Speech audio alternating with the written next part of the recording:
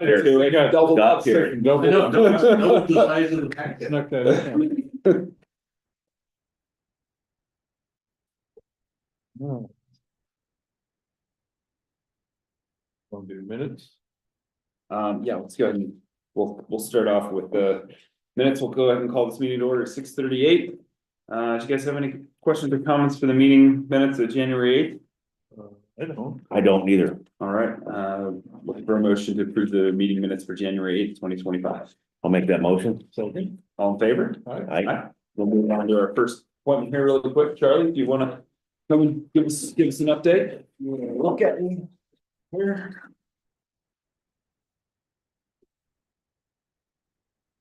Try and make it quick. Got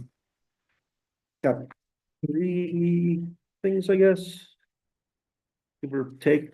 I guess next meeting you'll be 2 meetings from next meeting, 2 meetings from now. You'll be got from CWCB will be here to talk about the Burroughs Creek in-stream flow. They're applying for an in-stream flow right. The Colorado Water Conservation Board. Okay. And basically the BLM almost finalized that whole deal with the purchase of the senior water rights. There's a small fraction that they couldn't even track down where it was going, who it belonged to. Now they want to bid on the water rights that we just stuck in the Animas drainage. Yeah, that's the whole point of the in-stream flow is to keep that from ever happening again. So, typically, an in-stream flow is basically for fish habitat. You can't really justify doing it for wetlands, but they're doing it under aquatic macroinvertebrates. So it's actually called in-stream flow. It's an in-stream flow. There's already 2 in-stream flows that are from Maggie down to Howardsville.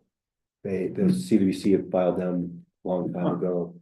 Lake levels, those are CWCB has filed for in the past. They call it an in-stream flow, even though it's just lake level for the natural level of the lakes, like Highland Mary. Right now with the demolished dam, it's still 2 feet above that natural level. So that is 2 feet of water that's available for something to recreate. Same with like Columbine Lake. All those lake levels are even Molus Lake. There's an in-stream flow. There's a minimum that you can't take water out of it because CWCB has the water right for in-stream flow. So it's a big deal that the Bureau of Land Management was able to buy that water right. And they are kind of hell-bent on, change this senior water right that we just purchased and change of use for the in-stream flow for Burroughs Creek. And the only problem with that is there's no records on the Division 4 side saying where that water was ever used for beneficial use. They were diverting it all those years. It should have been an abandoned water right like 15 years ago. Yeah, I don't even ever talked to Phil Bennett about it. I was going crazy about it. Well, yeah. And so the Southwestern District has a problem because technically if you don't have documentation of that water right, you can't change it. And it wouldn't be a big deal, except there's right now we're in 2 water court cases, the same sort of thing with the Rio Grande, Treasure Pass and Williams Creek, where there's water has been diverted over and they're trying to change the use over within the Rio Grande Basin. But they can't ever really tell where the water went because over there, they're moving water all around. So the Southwest District has a problem of setting precedent that they could use this water. And we're just suggesting that they just file a new junior water right because it's going to be the top of the watershed. No one could. It won't change anything. Nothing about it. It's just the BLM saying, well, we just spent all this money. We want to make it look like it was something good. So, and there's also a complication that the Division of Water Resources would say, you can't change this this senior water right because there's no documentation. And the Division of Water Resources and Colorado Water Conservation Board are both under Department of Natural Resources, but they don't talk. So we've had meetings separately with all of them. The last time I spoke with our manager and lawyer, and Peter Butler sat in because he's our water quality guy down there, where we use him, retain him for anything water quality issues. But I was just like, how about you just like have everyone sit down at the table and figure it all out instead of lawyer this and lawyer to this company, but this Seems organization. like there's a simple solution. So if regardless of what happens, there's going to be an in-stream flow, and it just would be nice if it was the easiest process to do that up there. And you are restoring. You're restoring back to where it's supposed to be. It was essentially Yeah. stolen from that area and given to the income so why Yeah. shouldn't we be able to get it back anyway? Yeah, You know? and that's the thing, it's back, it's just, and the BLM has filled in the old ditch. It's done, They it's did? gone, Wow. so that water is, and I don't know, have you been up there where Yeah, many basically times. all of the water was being diverted? Any Yes, time of yeah. year, there was water being Yeah. diverted, because there was way for it to get past that ditch. So anyway, it's great, it's No, I fine, think it's yeah. taken however many years. Lisa was really instrumental in just bringing it onto everyone's attention, and then when, Bill Bennett did a good job of bringing it to. Yeah, he was- He was pretty adamant. and you know what, he contacted me when the commissioners first appointed me to this position, and I was like, okay, I'll go over to the state engineer's office and talk to the water commissioner, and they're like, oh yeah, that water, that we couldn't abandon it, but that now that it's all said and done and all the numbers are on the table, that water right should have been abandoned. You know, Cause they never used it that I know. Well- They just Gibbs yeah, took it over there, but did he use it on his he property? didn't use it on his property, Yeah. and then there was side deals And and there all was this a stuff. rumor they're gonna use it for real estate deals and Yeah. things like that, and Yeah, that's what really started to rub me, so. so it'll be nice, and that'll put us down to, I think, up at Red Mountain's gonna be the remaining That would be nice. one to out get of that our one county, changed, out of too. our county. Yeah. That would be really hard to change that one. Would It'd it? take some deep pockets, yeah. They actually spent some serious money a couple of years ago. Fixing it up, yeah, Redoing the ditch. Yeah. actually a nice short hike, just hike that ditch up into the basin. Yeah, Just for. You're talking about the one that goes along Blackbird. yeah. Just nice little hike. What else? So also big news, the Southwestern District just was awarded a $25.6 million grant. And it's part of the Infrastructure Act from the Inflation Reduction Act from the Biden administration. And it's for 17 projects within the district. One of them is in San Juan County. It's the Animas Headwaters and stream restoration, and it's basically fen restoration, $770,000 for the Mountain Studies Institute. And Mountain Studies also included, even though it's not in our district, was fen restoration over in Ironton for Mountain Studies, and that's another almost $932,000. Besides 770,000? Yeah, so, Wow. and this is all part of the Southwestern District created this whole coalition for infrastructure projects, because there's all this federal money, but for just one group to go get it and deal with the whole bureaucracy and do it. So we brought everyone together, and so it's projects for stream All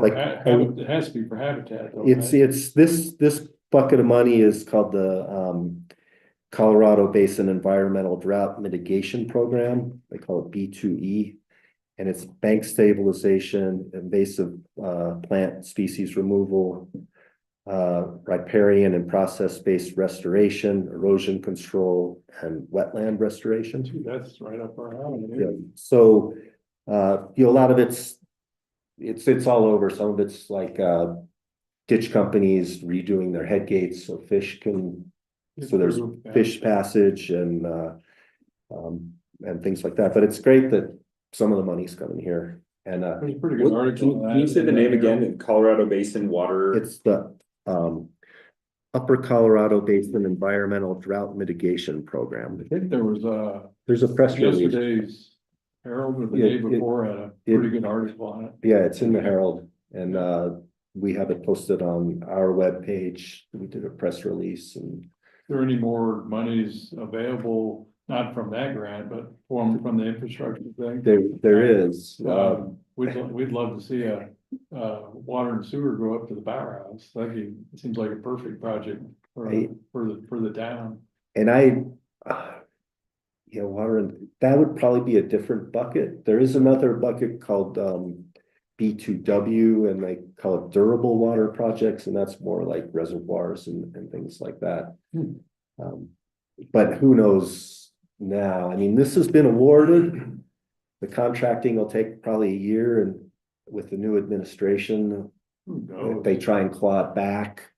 They may even like the B2W monies, they may just say, no, we're not even gonna take applications and so that. But this money is set in stone, right? It can't be touched or anything. It hasn't been contracted, so it's hard to say.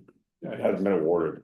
Yeah, I mean, it's been awarded, but it hasn't been contracted, so Damn, you used it. Oh, really? Okay. yeah. Hmm. So, but it's great news for MSI, and it's gonna be all up here, so hopefully they're gonna Yeah, have that's- people living up here and doing the work, That's and $1.6 million, Yeah. 1.7, that's great. yeah, it's big news, and I have to give it to Steve Wolf, our general manager. He really was the driving force. The board said, go for it, basically. And we've had meetings. I think I was the only director to sit in on all the meetings, but it was amazing just how many groups are out there that have projects. We identified, we've probably identified over $50 million worth of projects within the whole district and it's just how you get past that whole bureaucracy to get awarded the grants. And so bundling it all together apparently worked. Huh. So, That's a big chunk of dough, so. yeah, I asked Lisa Poole earlier today, from Hickenlooper's office, how secure she thought this funding was. And she said, all the funding that's kind of been allocated or been, I don't want to say contracted because that's a bad word for it probably right now, but anything that's been committed is safe. But she said that all the stuff that hasn't been, right. committed to funding so far is kind of on. Yeah. Potentially, it's being challenged right now, and we'll just see how that works. So if you get Future stuff. between awarded and contracted, where that timeline is. I think the awarded money, I think is okay. Yeah, It's been, I think the word she used was allocated. So Yeah. if it's been allocated, then she thought that a lot of these projects are gonna go forward and gonna be fine, but. Like was speaking to MSI, a week ago about it, and. I think they were pretty excited about the idea of, using some of this funding for a long time, and some of the timelines on it were pretty far out, like 2041. This all has to be spent by 2031. 2030. Yeah, all this has to be spent by 2030. Okay. Yeah. So, It's still in the grant world is a decent amount of time. It's better than Yeah. spend it yesterday. yeah, Better than yeah, the notice we got on the NERDS money. Yeah, right. right, Exactly. right. And so that's, it's unfortunate that, like at Howardsville, we're not really ready to do anything to This tap is into this. Perfect for this Howardville, but they have to do the mitigation first before you can do the And we restoration. have no idea how long that's gonna take or anything. And But some of this stuff could tie into some nerds projects as well, yeah, and hopefully be Cause leveraged against. that second batch of NERDS money is available, like, how far away? I can't remember. they held off. I don't think they've given firm deadlines Right. for it yet. Commitments for it yet. Okay. There wasn't a date on that. 'Cause If And- it was like 5 years down the road, I'd be feeling maybe comfortable, maybe. Yeah, They're gonna do some mitigation at Howardsville, but they're not jumping on it yet, so. Um. So with the Southwestern Basin Roundtable, currently there's $637,000 of money grant funds available for different projects. And basically, we've been taking them on a case-by-case basis. The roundtable, was created to basically help put together the Colorado water plan. And that water plan's been through 2 iterations now. And it's kind of a question of, well, what's the roundtable's purpose? And right now, its only purpose is awarding these WSRF funds for grants. And I mean, you learn a lot of stuff. We talk a lot about the weather modification and, the things that the grants fund. This money is in the account, but going forward with the way the state is having to reduce costs and cut $1 billion, however much out of their budget, it's hard to say how much will be there in the future. And that this grant funding was always tied to severance money and, would go up and down Right. and The up and industry's down. doing good, that it's. Yeah, and because I remember like maybe 5 years ago it was 0, and then it came back and then it goes, it's just kind of, it's bounced all over the place. But hopefully this pool, gets replenished every year. And we basically have to spend it or we won't get replenished. So we end up awarding some grants that I think I'm not always for. But you gotta do it. It's kind of one of those stupid bureaucracy How things. about water and sewer line? Yeah, Powerhouse. and it's, again, these are all water supply funds. And What's a water supply to the power? untreated, I guess. And what you're talking about more are like along the lines of DOLA funds or where that bucket. we ever did it. Yeah, the drinking water revolving fund, the DWRF, is where the most likely place for that funding is, and that's usually in the form of grants. How about any potential for renewable energy stuff like micro hydro projects? There Especially is related to storage. part of the water supply reserve fund there is a green component to that, Okay, so that is definitely We possible. actually, Anthony and Willie talked about that today, using the head of water on the Sunnyside mine pool to drive a Pelton water wheel or something like that. It'd be quite possible. Yeah. Before you run it into the plant and just shoot it through a Pelton wheel and pick it up at the plant. It's gotta be a heck of a head of water. Yeah, that is a lot of head of water. You might have some scaling issues about water. I mean, if you keep it, if it still hasn't been exposed to air, probably wouldn't be that bad. But that is a problem with any pipe or conduit. And moving things, you get cavitation, and the cavitation is enough to start that precipitation. Oh, Wasn't that one of, Oh, didn't someone have this whole, I can clean it up with a cavitational? you remember? Yeah, I remember that guy, but it was a good idea, it seemed like, but it didn't come to fruition. They tried it and it just looked like, I think the expense to generate the cavitation was more than it was worth what you were doing, so. Well, they were probably using electricity to create the cavitation. I guess if you had the head of water, maybe that, call that guy back up. I forgot his green I or. don't, but I know, I think BLM was, I think Lisa Merrill worked with them pretty closely. She would have all the contact. Yeah, it just never. Yeah. They've come a long way with those hydros though, a Yeah, lot of different solutions. yeah, and if you had power up there, you wouldn't have to worry about a power outage either, right? That would help with that. You could probably run that plant by the power generator from the hydro off the Sunnyside mine pool. Yeah, that's a great. to run the lift at Silverton Mountain. Good. Yeah. Yeah, you wouldn't even have to use electricity. You could use a Hey, whole, Just use a whole system. Just use a whole system. Holy now. stuff. there's just been a little bit of talk, because there's not great funding out there from some of the other federal money that's come down. For projects other than solar and geothermal. But that's something that I've heard a little bit of talk from, and especially as we talk about putting a microgrid up near the Mayflower, and Yeah, there's a lot of water pressure coming down through some of those areas that, you know, tying some of those Yeah. projects into microgrid could be kind of interesting.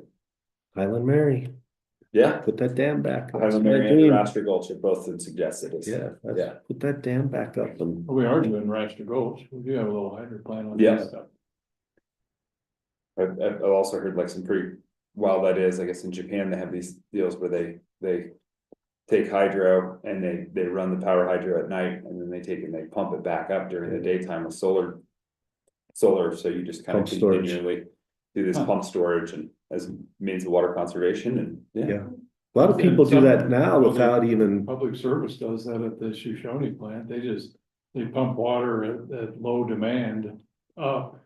And then when there's high demand, then they run their hydro off of that just to run the high demand, so Yeah. Public Service or whoever it is, Tri-State or whoever's been doing Yeah. that. Excel Energy. Excel, that's yeah, right. been because doing they that pump for it a up at cheap electric costs. Yes. And then they at low release it demand, at which is the, cheap, yeah. and then make more money off of it when it's high demand. And that's Shoshone, the upper, the Colorado River District just got $40 million on top of what they put together to purchase that water right. Shoshone, 100, I think it's like $190 million to purchase that water right. And Why do they want that water right, since the Because- water is going back into the Colorado? and it's non-consumptive water, but it's like the key for preventing transbasin diversions to the Front Range.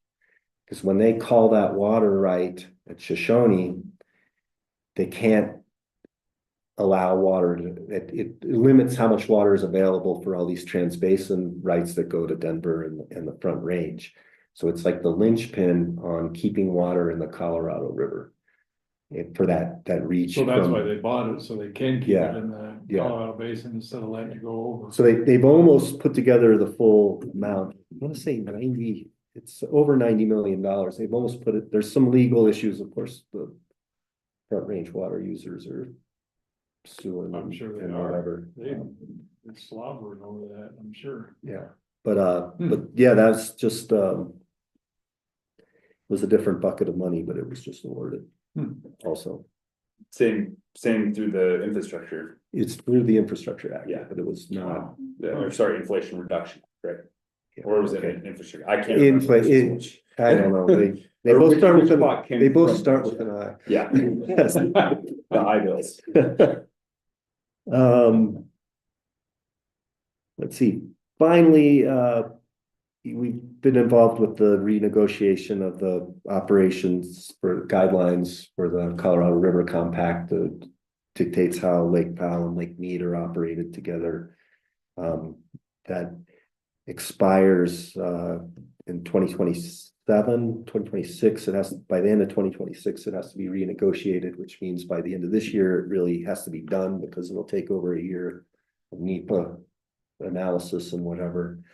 And things really haven't changed. The lower basin says, well, the upper basin has to cut their usage, and the upper basin says, well, every time we have a drought, our usage is cut. We don't take our full 7 million acre feet a year. Cause you And- can't. Because you can't, because it's not Yeah. there. Yeah. They've done a lot on the lower basin to reduce, they're gonna reduce by, I think, 1.5 million acre feet a year this year. A lot of that's through this Inflation Reduction Act, where they're paying farmers not to irrigate. And when that money goes away, we'll see what happens. But Are they gonna, is the compact gonna be more realistic? Cause wasn't the original compact based on a couple really wet years, like in the 1930s or something like that? And it and is. we're nowhere near that now, so are they gonna try to change the standards, I guess, as far as Well- like a 20-year drought that we're in now? The biggest, that would be like a compact call, definite compact call issue. But the biggest issue has been just decades of overuse in the lower basin. And they're allowed what, 7 million acre feet a year, and then there's another like 700,000 that goes to Mexico, which is supposed to come from like the Little Colorado and the Gila and those kind of tributaries, but they haven't done that. And then they don't include evaporation and losses. So there's 7 million acre feet getting used, but it's really, they've been taking at least 8.5 million acre feet a year. And in big years, they've taken a lot more. Yeah, so, and that's all upper basin arguments is, well, you're using more water than the compact calls for. So I guess both sides are pretty entrenched. They had the Colorado River Water Association, Colorado River Water Users Association, CRUA, meets every year in December. And this is the first year that the upper Colorado and lower Colorado representatives didn't get together and have a side meeting. So it's like the most crucial time, and that's how divisive it's become. So we'll see how that proceeds. The Southwestern District has been, we've done a lot of risk studies to see how a call on the compact call would affect users throughout the district. And we've been banking money every year in what we call a water defense fund, so that if it comes down to lawsuits, we can afford the lawyers and the experts to defend the water rights of our users. So that's we have a big pot of money there, and people are like, well, shouldn't you be spending that? And it's, like you spend $1 million in a month.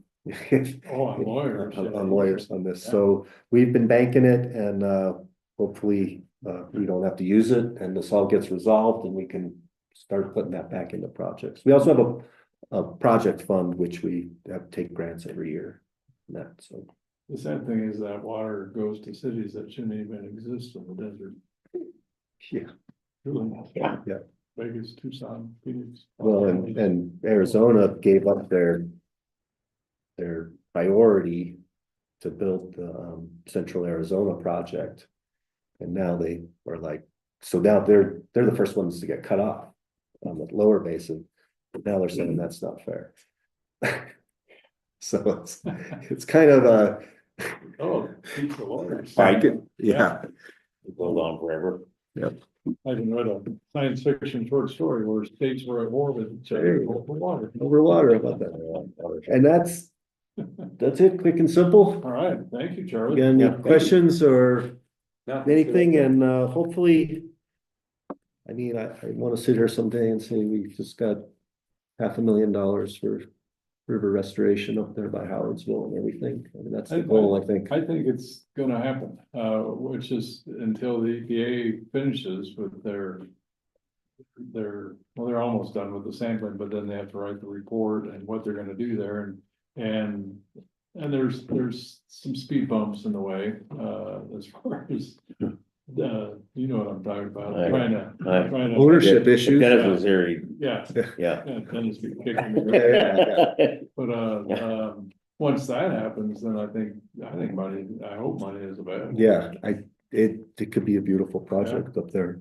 And I was sad to hear that Terry isn't gonna represent the county on the CAG anymore. Yeah, I hope you find someone because he's the institutional knowledge guy. Yeah, he is. Really is. Between he and Larry. Yeah. Not being on that board anymore, we've got big shoes to fill. Yeah. Terry especially said, he's always willing to answer questions and help out, but Definitely he just pick the doesn't want to go to brains. meetings anymore. Yeah. That's fair. Yeah, I've been coming short on time, and I was up for a reappointment this year, and I honestly, it took up until the last day to commit to it, and the only reason is because the next big thing is treatment, and that's what I know most about, and where I think I can contribute the most to the CAG on, so I'm in it for another 3 years, and Thank you. I guess So we need if- your knowledge on yeah, that. and if you don't find someone to replace Terry and Anthony can't answer whatever questions, I'm more than happy to come in and talk CAG stuff too. So. Okay. Appreciate it. Thank you. All right, thanks, Charlie. Thanks. Enjoy the rest of your evening. I'm gonna go get Thanks. warm. Stay warm. Yeah, Good one. So dang. One more week. That's all. yeah.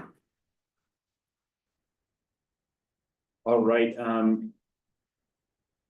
know we have kind of our stuff set up here, but should we move our intergovernmental agreement here? So Actually, what Lucy's here for is conveyance. the conveyance? Yeah. Okay, yeah. I think we can move on to that before we do anything else, all right? Just so she can go home and enjoy the rest of her evening. I think we plan on staying the whole night here. You like it? Yeah. She wanted to stay for our lively public comment sections. Yeah. All right. Well, yeah, let's go ahead and move on to resolution 2025-01.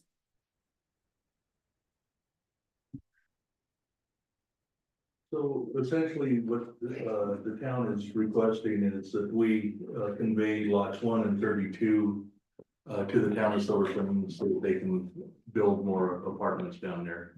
That's where the boxcar's at. Or the lot at the end of the donut and then next to the boxcar, so behind the current apartments essentially. And they need to own the land so that they can do their environmental remediation. Yeah. When we cleaned up, we did lot 1, we didn't do lot 32. It was outside of the cleanup.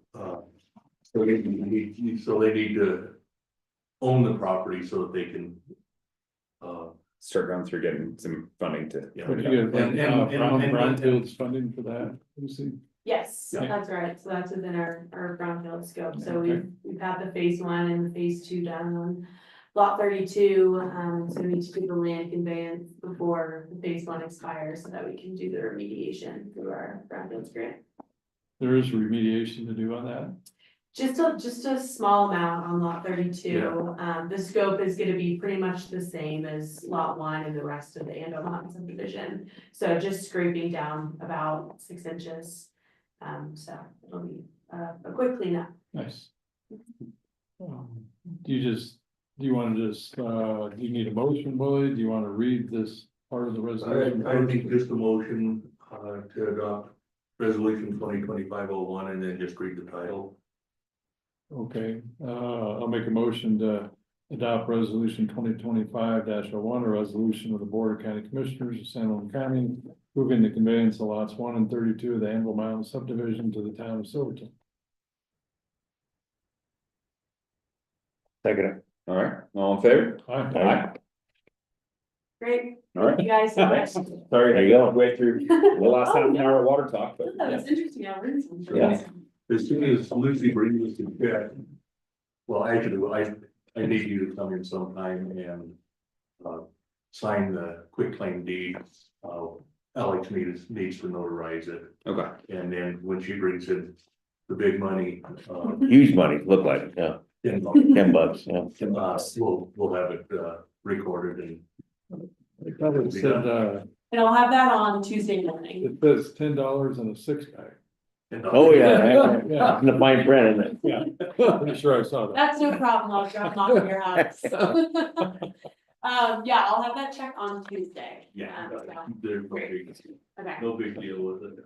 great, awesome, All right. thank you all, Have a have a good good night. Good night. All right, let's just keep going with the, well, we can't keep going with new business yet, so let's do, Signature of the resolution. all right. Oop, there you are. We could do, finish up old business. Yeah, let's do the boards and offices here.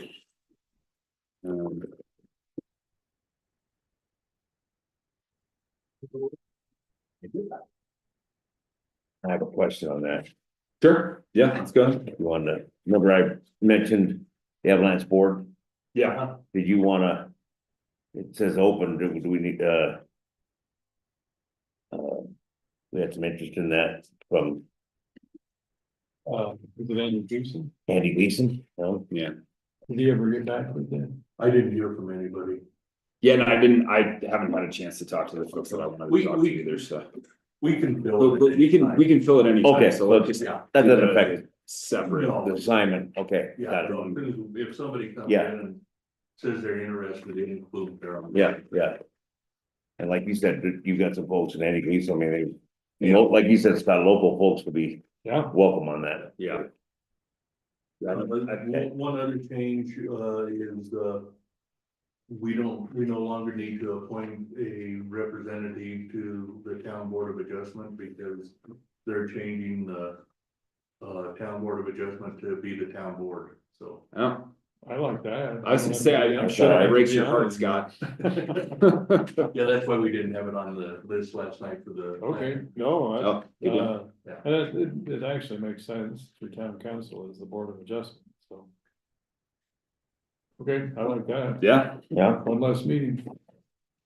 That one's always in the middle of the summer too. August or whatever it was. I don't have any problem with the way it stands right now. no, I don't either. yep. That AAA is a little suspect, but it'll be okay. I don't know if we wanna add on here that, that Sneffels Energy Board or the Sword stuff on here too, or any of the other stuff that we kinda do, if we wanna keep it on there, or if we wanna just kinda keep it off. I think I'd keep it on. Okay. It Alright, doesn't matter either which way, I don't think. okay, alright. As long as you're doing it, we don't. And on that note, if you do need help on that, Yeah, we can, I did the meeting, you know, the Snuffles Energy Board folks, if it kept to the schedule that they said that they're gonna be on, which is every 3 months, it wouldn't be such a big deal. So the next scheduled meeting is in April. But then inevitably, they call together 2 or 3 other meetings in the meantime that they want you to participate in, and it's like. When we get to commissioner reports, I think maybe I'll talk a little bit more about that. Yeah, we'll get there. I think it's important for us to have representation on there, but the only other commissioner on there is Jake Neese from Gray County. A lot of the other counties and municipalities, their staff is doing it, and Their staff is doing. and man, they look. They have a staff, they have a staff that's bigger than one. They do, that's true. So Like, I'm not putting on, I'm not asking Willie to do it. Let's make that very clear. But yeah, I think maybe it'll be okay to continue to do that, and I'd like to just kind of make it a little bit more formal with Becky and the Sword stuff too, because typically we now have representation from the health department as a voting member, and they can proxy my vote basically every time. And I can just be the alternate, and so usually either Becky, Dana, or Amy is there for those meetings, and those are just real dry. It's really important stuff that they're doing, but there's so many people involved that it takes like 20 to 30 minutes to do introductions just for new and leaving members You know what, every meeting. and what we kind of have. I'm not gonna say the right, but what we can do as commissioners is you can have. I get people going those meetings and making summaries for you as a commissioner, so you don't Yeah. have to go to the meeting. That's where I look at things like that, is let the experts go to the meetings and then come back to us with if they need something or just a summary or something we need to watch on the horizon. That would save a lot of time. That's what I would do. personally. Yeah. And same kind of thing, since all the municipalities basically have staff to go to it, but all of the counties have commissioners there, so there's like. Steve Garcher from Dolores County, and there's Ronnie Mays from Archuleta, and like all these folks are there too for these meetings, but there's like 50 to 100 people on these meetings. So. Wow. makes it super lengthy. Yeah, it just, the more people you add to a meeting, the longer. longer they typically, so. And it's just not to say that what they're doing, it just, what they're doing is moving, at a pretty rapid pace forward either, so. I just, and right now it's just every time, you know, it's like every time I'm asking, either they're voting for us or asking somebody else to proxy, and I think it would just be a little bit better if we could just have, you know, whoever's If we voting already, for Silverton Health Department. And Heather and I had a meeting with Becky, and that was kind of the plan, but without, you know, having that firm representation from the Silverton Health Department to start with, then it was kind of, then it was. but if it's there's at kind least of- one or two of them there, that's county representation right there. Yeah. And they can report back to us, so. Yeah, That's yeah. what I would do. so, yeah, I'd kind of rather see. Go that way, and like I said, the Steffels Energy Board, if we can keep it at the quarterly meetings like they say they're gonna do, it'd be great, but. We Yeah. we could add the sword onto here and just show public health as an alternate. Yeah. That might make it a little more formal. Yeah, okay, yeah. Yeah, and I just needed, now that Becky and those guys have been there every meeting, I think we can have a meeting I with think- Heather and not make it, you know, Right. every meeting we're, you know, going through the motions of what we need to do. Yeah, and then that way, if they're listed as an alternate, then they probably don't have to have, you know, formal, you know, I don't have to email Heather and say they're gonna email proxy for this I meeting. mean, you may have to, email her just to let her know that they've been formally. Formally recognized as our Recognized alternate for- for proxy votes, yeah, okay, yeah, I think that's a good idea. That'll save you some time. yeah. Cause yeah, this last couple of weeks has been. A lot of meetings, but yeah, We. other than that, so other than the sword thing though, I don't have any problem with it. Do we have to vote on this, Willie? We need a motion, yeah, We do. So are you guys ready for that? Sure. Thanks, Ed. Make a motion to approve the appointments, boards and offices for calendar year 2025 with the addition of sword. On that. I'll second it. Is that good enough, or do we need to say that we're listing the health department as our alternate voting?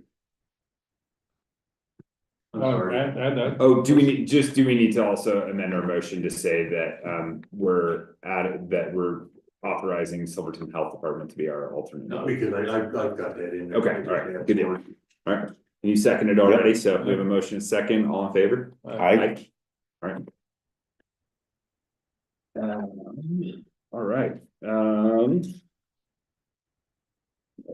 okay. Now, would we like to do the intergovernmental agreement, or should we go through correspondence first? All right,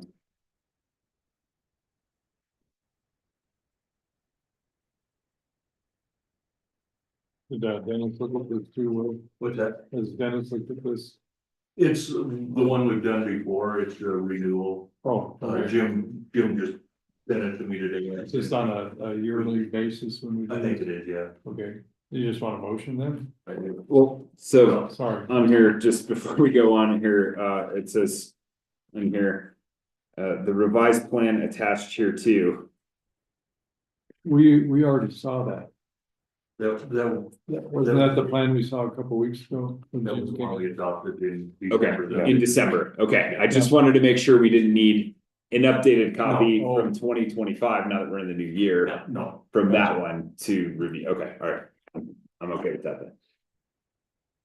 All right, yeah, you keep going, Scott, you were Then gonna- I just, let's make a motion to approve the intergovernmental agreement for the reaffirmation of the unified emergency management between San Juan County and Town of Silverton. I'll second it. all right, all in favor? Aye.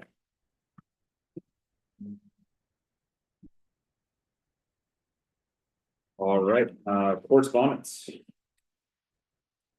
You guys have in front of you kind of the draft email or the letter that Dennis and I have worked on for Colorado State Patrol, and I'm not sure if you had a chance to see the other comments from Gloria and Bruce in addition to that, so.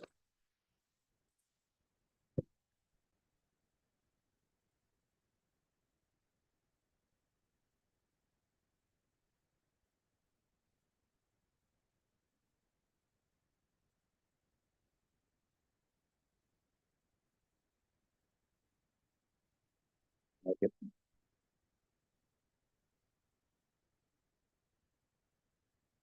was a total of 3 hours, correct? 4.5. 4.5. Yeah. 3 hours, Not- 3 hours for tow truck. 3 hours just until the For tow tow truck truck, arrived. right. Yes. Yeah, That's just, out of hand, yeah, off the church. and it's just, and even after the tow truck showed up, the priority was not restoring traffic flow. The priority was letting the tow truck sit there and, Do his thing. yeah, I mean, they were, and like the tow truck, You write this, Listen. Will? it's Did a, you write that? no, it's, been- I wrote it and Dennis edited it, to make it. a little bit Yeah, more- this is really good. Yeah. It's really good, and you were there, and you were there. Yeah, Dennis dressed it up Yeah. nicely too, so, yeah. But yeah,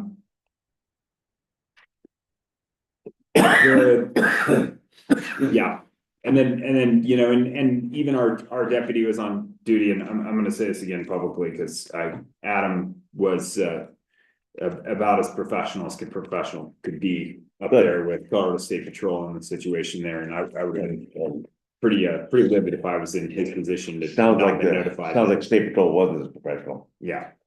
Yeah, no, they're okay. They're all right. They just, we did request that they, you know, that they clear the lane of traffic and let the folks who've been there for three and a half hours, you know, move on. Yeah, it's not like the truck was on fire, you know, No. you can No. get that out of the way and let people. Yeah, and they could have restored the traffic and then closed the road again for to let Yeah, the tow truck. because it was- In the Wasn't done first 10 properly. minutes the tow truck was there, they could have, you know, they could have let traffic flow and then resumed operations and done whatever they were gonna do. I'm not gonna comment on how they do the job, but we could have. People almost ran out of gas on the pass, and Yeah, there were, I you know, didn't think about that. there were Yeah. kids and it was late at night, there were, you know, people Well- coming back, elderly folks too, and. The emergency Yeah. scenario that could have happened Yeah, in between time is the real problem there. Yeah, Yeah. especially. Could have been some bad things. If they let it stop, not knowing that the pass was closed, get there when it's closed and, Yeah, and. signage. And then you've just wasted half hour, and that you got a patient having a heart attack, that could be life. Bad deal. So, yeah, yeah, yeah, no, this is a well-written letter, Yeah, it and it is. expresses what happened, so. Thank you for doing it. yeah, it was. But I got sick afterwards, I got the flu, so it took me through the weekend to get it done, but Dennis said he couldn't gotten to it anyway in that time, so I didn't feel terrible. No, this Sending is it good. to him on Sunday and saying, sorry, I couldn't get this to you earlier.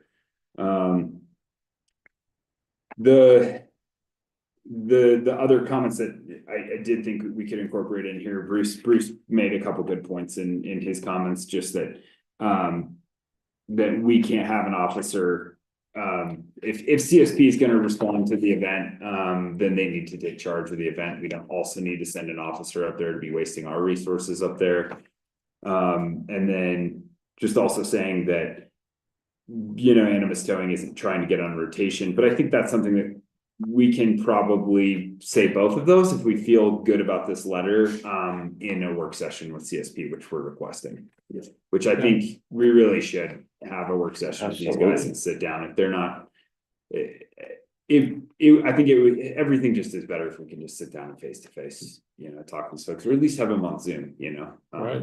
Do you think at that meeting it would be nice to have dispatch involved? That's the other thing Yeah, I 'cause wanted to bring up that with it seems- too, that we might need to add on to this as well. The dispatch scenario is pretty bad right now as well. There was also another incident within days of this happening where one of the toddlers here in town had a seizure and the mother called 911 over 100 times. And it wasn't, and it was No. basically the line has been disconnected message. So the way that she got a hold of the ambulance service was by hitting SOS on her satellite device. No way. Yeah, Oh, it's here in town? here in town. So That was, definitely. That's why- We gotta bring that The, up. the dispatch, it's getting out of hand and. yeah, And the Being- two entities don't communicate with each other well. yeah, Isn't that And- dispatch, they're, Wasn't it like a repair problem or a remodel problem, and it is coming back to Montrose? It's out of Craig now or something like that. Craig split between Craig and Alamosa, so at like 6:30, it changes over from Alamosa to Right. Craig, which is probably part of the problem and why our deputy wasn't notified, was because the call was essentially made, and then by the time the Colorado State Troopers responded, then it was on another dispatches. Alright. And one just, Craig, they're not communicating well with each other. When it goes from one to the next, One's Yeah. working. It's a real an ins- problem, When yeah. one's working an it's, instant. it's more than latency. But isn't it being brought back to Montrose here pretty quick or not? That's a question for him. Cause it used to be out of Montrose, and Right. then I mean, that's, something happened where.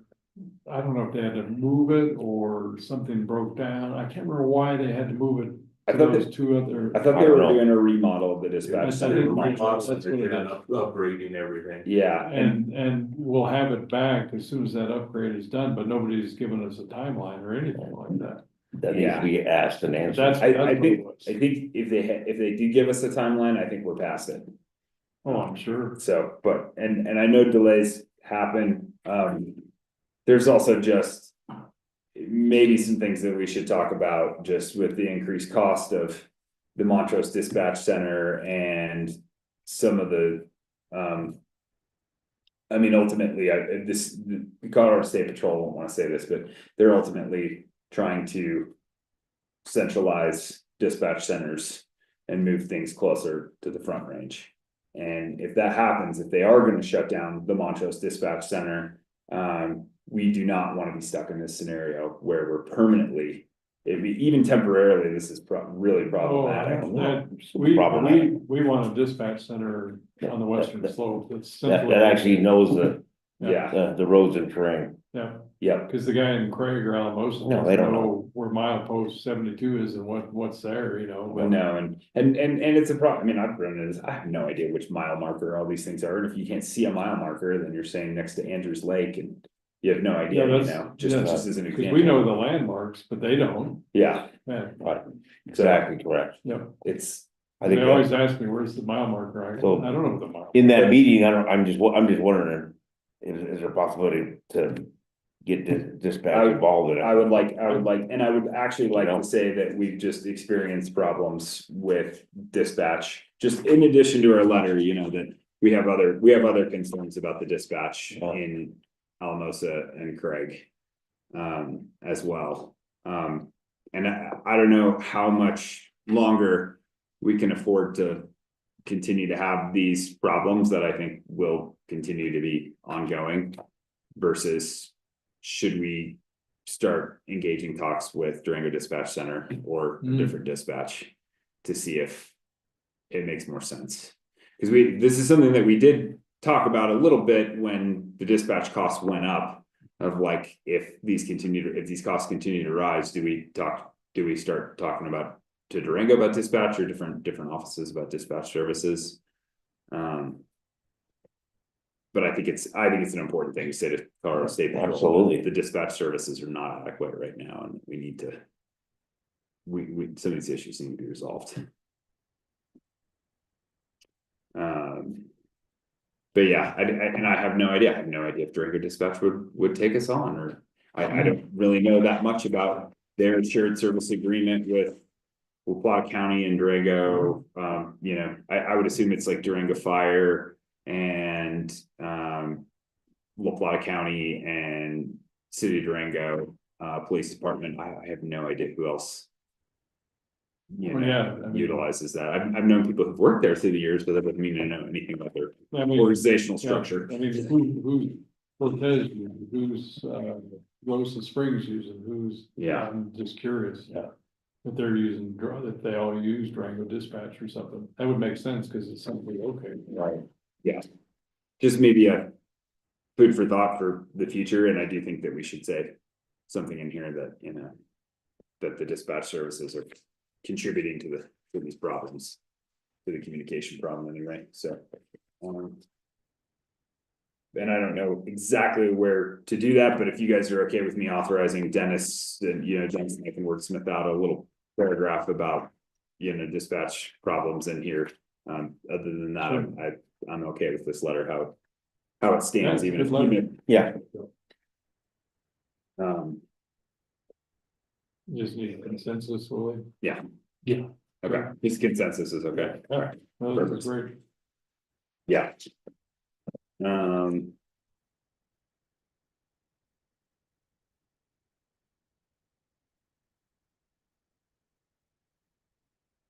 So we have another renewal. dispatch here for the renewal of the Red Mountain Alpine Lodge in Uray County. Written comment needs to be submitted by February 6th, and the BOCC is gonna have one on February 25th, 2025. I mean, we had requested to have a work session with these guys last year, with Uray County and CDOT, and just make sure we kind of invited everybody to the table to have this. Jake Neese, one of the commissioners from Uray, was at the Snuffles Energy Board meeting yesterday and gave Lindsay Halverson from the town board his business card and was like, I'd really like to talk to the commissioners about this. And it's like, yeah, you guys said you were gonna set up a work session. Right, right, yeah, what, So, and talk about parking. yeah, to Everything talk else. about parking. So, do you guys are you guys okay with me contacting Jake and their administrator and seeing if they still are interested in having that work session with us Yeah, before this and- I meeting? think we need it. And I want to know if the Red Mountain Lodge ever followed through on transporting people by bus. They weren't supposed to be having all their Right. clients out there. They were Right, supposed that to be came up last year, transporting yeah. from Uray up there. Whatever happened to that? If you read the resolution in here, it's all the conditions that they have to apply by, and it was kind of like, you know, some of the language is like, to the best of their ability, they need to encourage people to carpool and No, that's- shuttle and. But that Um, never happens. I just don't think it happens. I mean, if you have 10 guests there and most of them are, let's say they're all from a different town, then it's gonna be 10 cars, you know, they're not gonna carpool.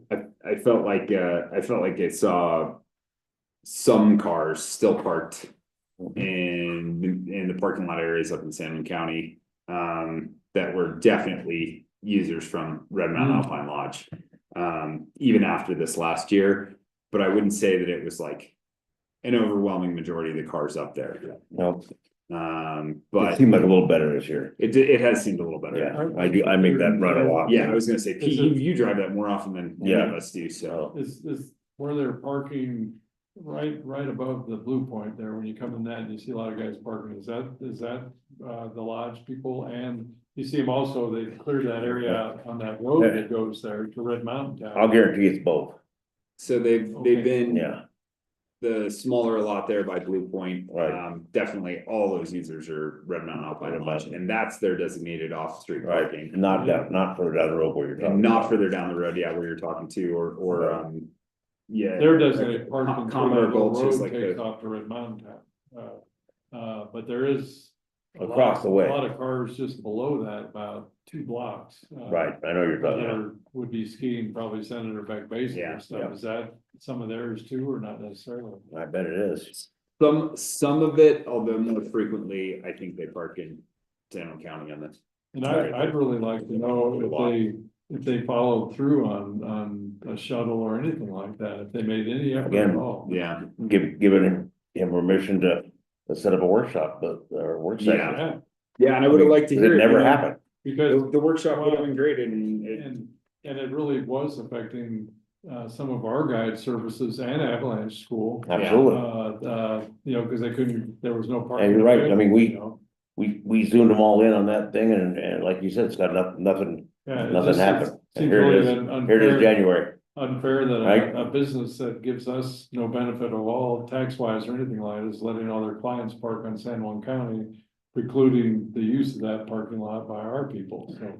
I think, you know, part of it too, before we make I would definitely like to check with some of our guide services and some of those folks who reached out to us before. There were some See- folks from Uray County. see how it's who going for them reached this out year. to us and see if the situation's improved. But I still don't think it's a bad idea to sit and talk about. Especially with CDOT at the table, to sit and talk about what the issues are and how we can help them. Cause I'm sure it's not been that much easier for them. I'm sure there's still issues with people, you know.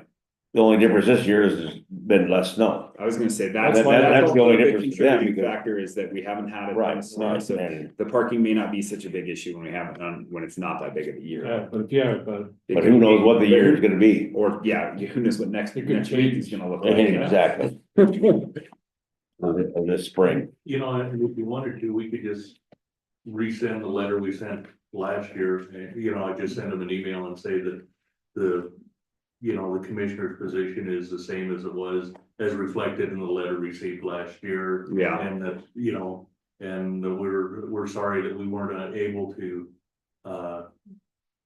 coordinate a meeting this summer to meet, but Yeah, we still are interested in meeting with Ray County and CDOT. yeah. Yep. Yeah. So we can put that in Yeah. writing, and then if you just, you know, if you contact the commissioner, you know, give them the same message and verbally, I think that might be beneficial. Yeah. I think you're totally right though, Pete. I think that we haven't had as many issues this year because. It's only because of lack of snow, only And, because. and it's pretty early in the winter still, you know, like most of these folks aren't doing commercial activities until. It actually, you know, I mean, we're only a month really in the winter here. Right. yeah, It really doesn't start until just before Christmas. So it's just like you said, what's gonna happen next week or February or March or, Yeah, we might, we can still get hammered. yeah, for sure. you wouldn't know it in Durango. Yeah. You wouldn't know it in northern LaPorta County. Oh, I mean, look at, Look at Hotter Pond. yeah, It's I grass. always gauge the depth of snow by the barbed wire, like Fence, otters and otter, stuff yeah. like that, and there wasn't. You don't have nothing to, gauge. you're seeing grass grow Yeah, there. there was nothing, I was shocked, Yeah, yeah, that's scary, that is. And then you go just a little bit further past Needle Store There's nothing. towards Glacier Club and there's zero. I mean, It is scary. look at James Ranch, it looks like October there. Well, Mimosas, Yeah, I mean, you look at the lower Havens, you Yeah. can see all the grass sticking out. yeah. And then the last, one that we have here is the Colorado Right to Voting Act. Fact sheet to the email. Love to connect more about the bill, and they have some times here for a phone call. Man, they only missed tonight's meeting by about 30 minutes on the availability there. We could have absolutely had a little presentation by him here. This is informational, or, It's an email I received, and basically they're asking just for a if letter or any of something you like that. guys would wanna pick up on a phone and talk to them about it. I mean, I think you can look at the, you know, the second page and see if there's anything we need to. It's something I don't know enough about, that's, You know, I mean, I think, quite honestly, Colorado's voter rights are, I don't think we're the state that's the needs to problem for work, voting rights. yeah. And particularly in our county, you know, I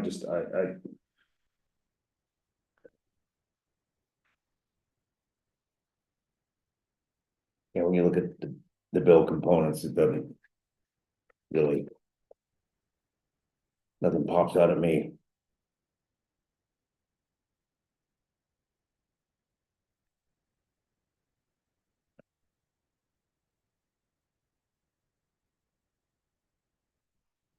yeah, I'm not. I'm not too worried about it. No, Yeah, no. Alright, okay. Good information. All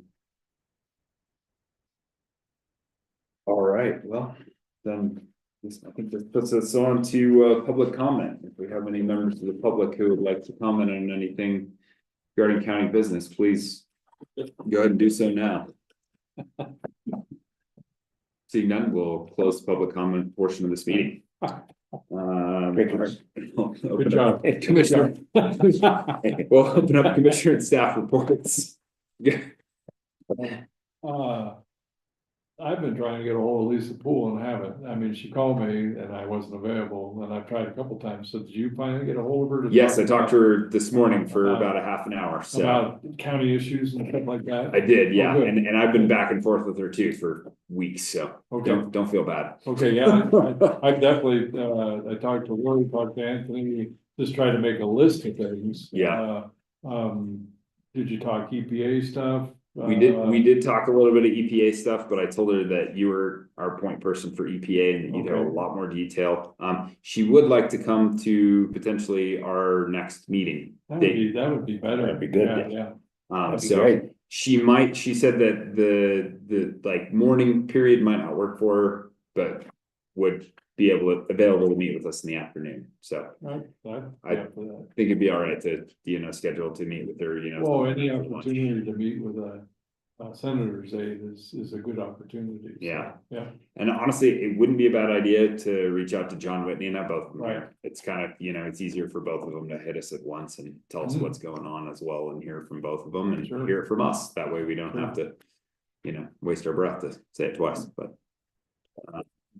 Yeah, I talked to her just in general. I'll just run through the list really quick. Sure. Talked to her about just EPA stuff in general. And that, Terry retiring from the CAG means that our, our representation is, changing as well. But that some of our institutional knowledge is kind of going away, on that experience. I said, from judging from Terry's, resignation letter versus, Peter Butler's resignation letter, I would say that the situation with the EP is improving. But that doesn't mean that it's perfect. And that, we're continuing to work with the EPA and we think things are going better. Main challenge is still just, turnover of staff and not having continuity between knowledge, and that continues to go. We've lost Megan too. Right.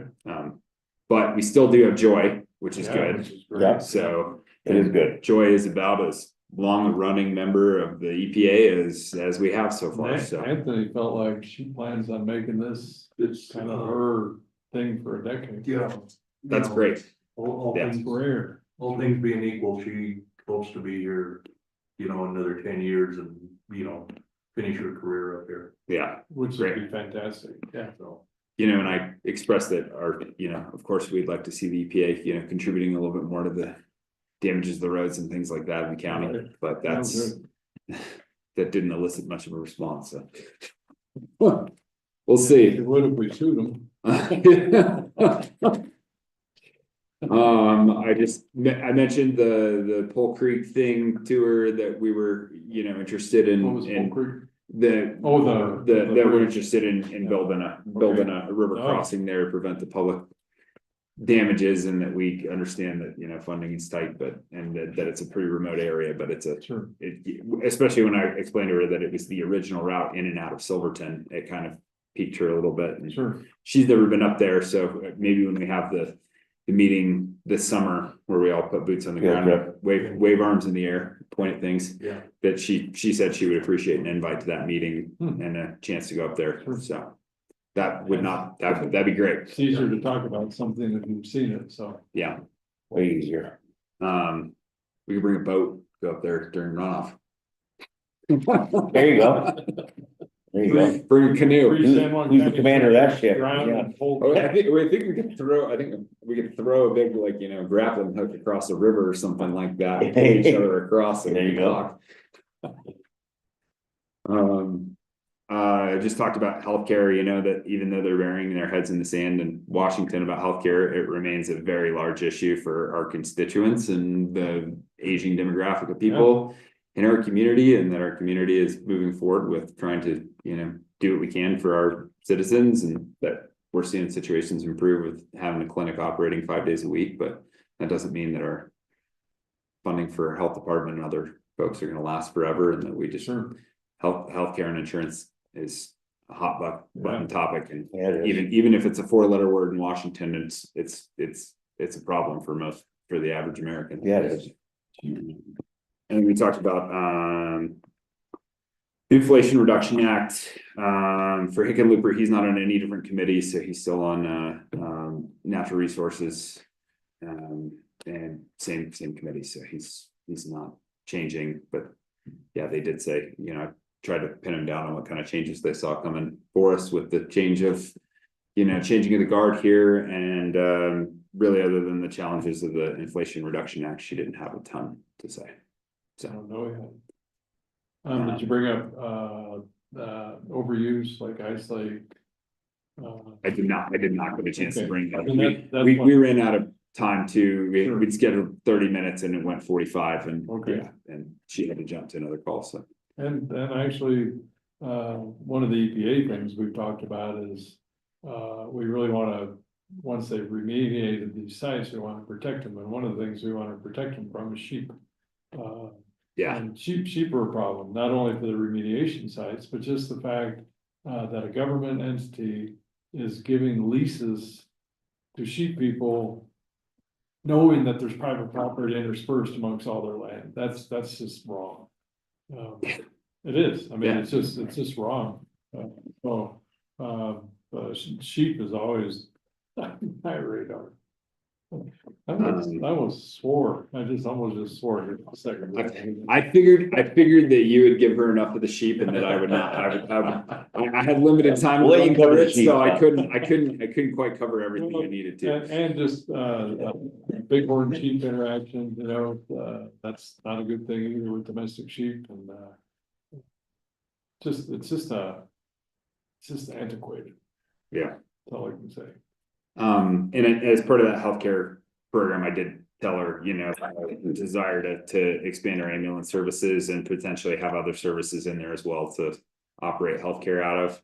And that she said that they have received zero directive as far as congressionally directed spending at this point, but Our, when she hears something, our ambulance building would be a good thing. We talked about that today for like a Senate appropriation or something like that, where they just give you money to build it. Yeah. I mean, that'd be a possibility, so. yeah, so I put that bug in her ear, and then, but said that, also that I think our main desire or main need for our community is a sewage plant for the town.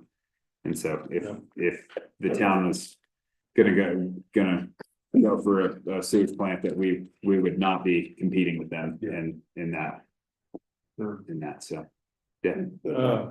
Another thing we brought up, it just came up was, remember there was that meeting in Grand Junction with BLM about promotion of recreation. It's like, you remember how we've been taking our advertising money from lodging tax and saying, no, we think we can better use it. We don't need to promote tourism anymore. I don't think BLM and Forest Service need to be promoting tourism anymore either. They need to be thinking about how to manage tourism instead of promoting. No, but their communications certainly could be better. Their websites are all severely outdated. Yeah, they are. The Cotrex app has not been updated really since its inception here, and has, some misinformation going on with it and needs some love. Is that just from lack of funding and staffing, would you say, or they're just not paying attention? I don't know. I mean, you look at the Forest Service website and it doesn't look like it's changed since the mid-90s. So that's a problem for sure. And that probably is that somebody built the website and nobody maintains it. It's probably, somebody retired who maintains the websites. And that person That was probably, their project, yeah. yeah, that person's gone, and now there's not somebody who is rehired in their place. So it just sits kind of dormant. That's a good thing to bring up with Nick next time we talk to him, probably as well, and also with It's just their John, their websites and stuff like that. Yeah, just that their communication and things like that. Old info. And Yeah, and just could be, just it could use some attention and maybe a little updating. I'd definitely like to hear from Nick about Ice Lake. you know, there is rumor, they're thinking about it, but it's like, are you gonna do it or not? Right, right, And it needs to be done, I mean, it's just. Yeah. The sad thing about that though is, again, I said, well, let's go hike Columbine Lake, and then they're gonna limit the use on Columbine Lake, well, okay, we'll go to Porphyry Gulch, you know, it's just gonna. There's still tons of people coming this way, and,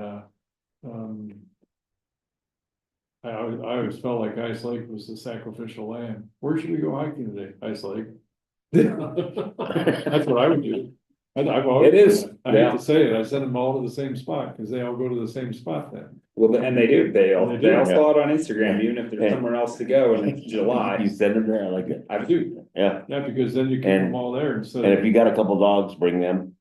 Yeah. That was- Sorry, I'm That just, was amazing how many, Oh my God. Yeah. that's not even funny, actually. No, Yeah. Misty was saying, you know, on the day she counted 400 or 500 people, she also counted 200 dogs or something like Yeah, that. that's why I said it. Yeah, I mean, we're Not going a- to, we bring the dogs, you know. I don't. Austin was the one that raised the issue of, you know, why don't we just prohibit dogs from going up there? Yeah, I mean, Right, I thought that was genius, actually. no, I think it is, First of all, you're gonna, the majority of the trash up there's baggies of dog poop. Yeah. exactly, Why they won't? That just makes me I mad. know. Find baggies of dog poop, it's like, then just let your dog poop somewhere else, we don't have to see the baggie at least, you know? right, And honestly, if you prevent people from bringing their dogs up there, you might cut down on enough You- people going up there. there's a lot Because of. they right, can't because they can't bring their dogs. Then maybe you wouldn't need a permitting system. Exactly. Right. Interesting. I think you're right on that, What's that the might be rule- a suggestion that, What's the rule in wilderness? You can bring your dog in wilderness, can't you? Yeah, you can. Mhm. Just wondered, Yep. And your pack goats and your but I remember when keeping the. llamas, I llamas. remember like Yeah. the Animals Mountain Trail, I don't know what they've done since, but they always say like the first several hundred feet is just dog poop everywhere. Cause everybody brings their dogs, of course, they gotta poop, Yeah, they're and then they get out of the yeah. car. Yeah, And they said like the Animals Mountain Trail was terrible, well, I've seen it, and it's just. but yeah, that might be a good topic when we talk to the Forest Service and Lisa. Yeah, I think you're right though about the sacrificial lamb there. Like, and I had friends that you try to convince them to go hiking somewhere else and they're like, well, we drove all the way from Denver to go hike that trail. Ice Lake, yeah. That's why we're here. And you're Yeah. like, but it's middle of July. You should have come here when it's July and August, enjoy. Yeah, I mean, it's just Just, more than discovered, This year was probably the first time in 15 years I didn't hike up to Ice Lake. Cause I always wait till late in the season, we Yeah. get those. and we got those early storms. In October. Yeah, I just never I got. haven't been up to Ice Lake in so long, Yeah. I mean, it just. Yeah. Probably 5-6 years of that. I'll tell you, I didn't make it up there this summer. I went up there a couple times, but with the 2-year-old, we never made it up there, but. Changes things. But you know what, she had a great time in the hikes that we did up there, so it's fine. When my kids, would go hiking with us when they're your daughter's age, their theme was carry me. Yeah, yeah, Try to get them to walk. you're backpacking, Yeah, is what it is. I carried Your Katie on my backpack. shoulders to 5 miles out from Crater Lake. Yeah. And she made it in, but, I had to carry her all the way out on Yeah. my shoulders. Yeah, that's my problem right now is she'll go in the backpack to start with, but as soon as she gets out and walks and then wants to be picked up again, then she doesn't want to go back in the backpack. She just wants to be carried. So then you're carrying the backpack with all the stuff With in that. with the kid outside of it. That's a workout. So, yeah. But yeah, anything else, we should talk about with I feel like Lisa? I'm forgetting something, we made, I got it right here. I think we wrote some things down, let me just see. The cooperative agreement, for sure, we wanna try to keep working on a cooperative agreement with EPA. Yeah. And getting money out of these guys, cause, we did choose not to sue them, and I think they should be supporting us, so. Let's see.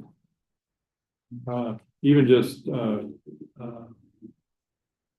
keeping funding for the Superfund project, just making sure you started it, so let's finish it up, Mhm. See what else, the coroners thing, I always like that one, for some reason.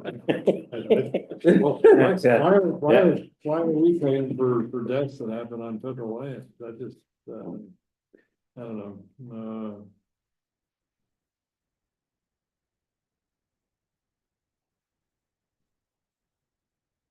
okay, that's about it. So, but I will try again, I can't this week, but next week I'll try to get ahold of her, so. But if we get her, like I But if said, we we get get her here, then into a meeting, then we Then can, I don't have to worry about getting a hold of it. Right. We just bring up all these points with that. And it'd be nice if Whitney was there too at the same time. Like you said, email Lisa, They could hear it at the same set up a time. time for her, and then I'll email John and let him know that Yeah, he's coming and that you guys had Yeah. requested that if he could come at the same time, that'd be great. If not, if not, then we'll see him a different time. But it would be great to touch base with them both at the same time, because Yeah, we're yeah. bring up the same subject, so. Yeah. yeah, And then it's a discussion, you know, they both have, you know, different ideas to solve problems sometimes, so it's nice to. Yeah.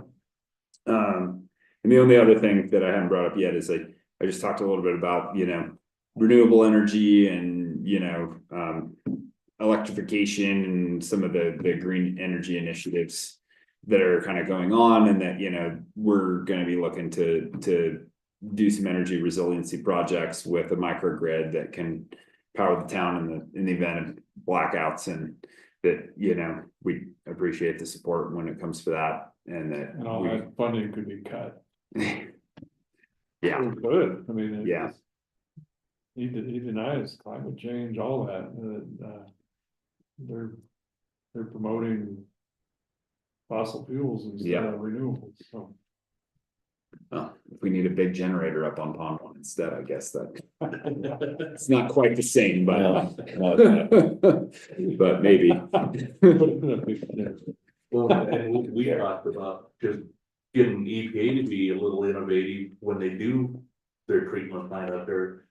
Put some solar panels up, Mhm. do some hydroelectric, you know, Yeah. then you don't Why have to worry about power outages, you don't have to, you know, I mean, then the state, I mean, it just, when the state takes it over, maybe a little cheaper to I operate. mean, even Yeah. now, think of the head of the water coming down the hill from Gold King, I mean, that's a tremendous head of water. have you guys, this is for you, to the point of, hear that, okay, and Cyril is running it right now, water treatment plant. Apparently, they got bought out, and somebody else is going to be running it. I haven't heard that. It's worth research, and I heard, and I'm hearing that from guys that work there. Okay, So, and Sarah was a pretty decent outfit, and I've worked for them, and that's different stuff, but it might be worth researching Who was running it at one time though, wasn't it like the Coast Guard or something, or the Navy, remember? Well, they started off, it's still underneath them, The Coast Guard, when after the, Coast Guard started it, yeah, It just seems oh, yeah, so bizarre, but. yeah, exactly, well. But it's like the Army Corps of Engineers, it's, man, the outfits that have been there, you know, really had to do a lot of work to keep the plant Yeah. operating. so it's been two different outfits so far, and anyway, just worth noting, I mean. That there may be another outfit. There may be, and it's, luckily, the personnel doesn't seem like it's changed, Reed, Christopher, and whatnot are still there. Have you heard that? No, I just, generally what happens, these federal contracts are for so many years and then they expire, they have to rebid them out. New contractor comes in, they just, so the people that are working there just, instead of working for a company. Right, and I hope that's what it is, I hope that's what it is, That's, I mean, that's. right, Pretty typical. right. We just want it ready when the state is ready.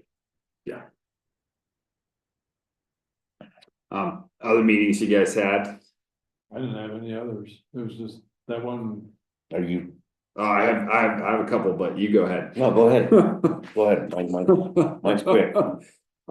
Sword, not too big a deal, talking about, you know, mission goals and New Year stuff, nothing really significant to report there. The Snuffles Energy Board folks, the only thing, same kind of stuff, you know, new goals for the year, but they're starting to wrestle with the idea of how they're going to continue to pay for the Snuffles Energy Board now that the grant money is running out. And they're looking at what's equitable for counties and municipalities to pay for it to keep this board running. What would you say that board's accomplishments are? I think that they are doing some microgrid projects that they have running both here and in other communities, big solar farm in Norwood. I don't think that they're working on the one in Rico. They are working on one in Ridgeway. And a lot of that's San Miguel driven, and San Miguel sits on this board, and Terry Schuler, who was with San Miguel Power, or at least on this board, he's not representing San Miguel Power, he's representing Ridgeway. But he's pretty instrumental in having some of these projects come to fruition. But these are climate action plans and reducing emissions and electrification and all these kinds of things. There are a lot of people from San Miguel County who have, let's put it this way, if we could have an organization as well funded as this Couples Energy Board for our affordable housing initiatives, we would be in great shape. Yeah. But the other thing to kind of recognize, and I'll try and send this to you guys in email, but I can pass around a photo that I took of their spreadsheet that they were showing. Between Silverton and San Juan County, we've contributed something like $95,000 to this initiative in grant money.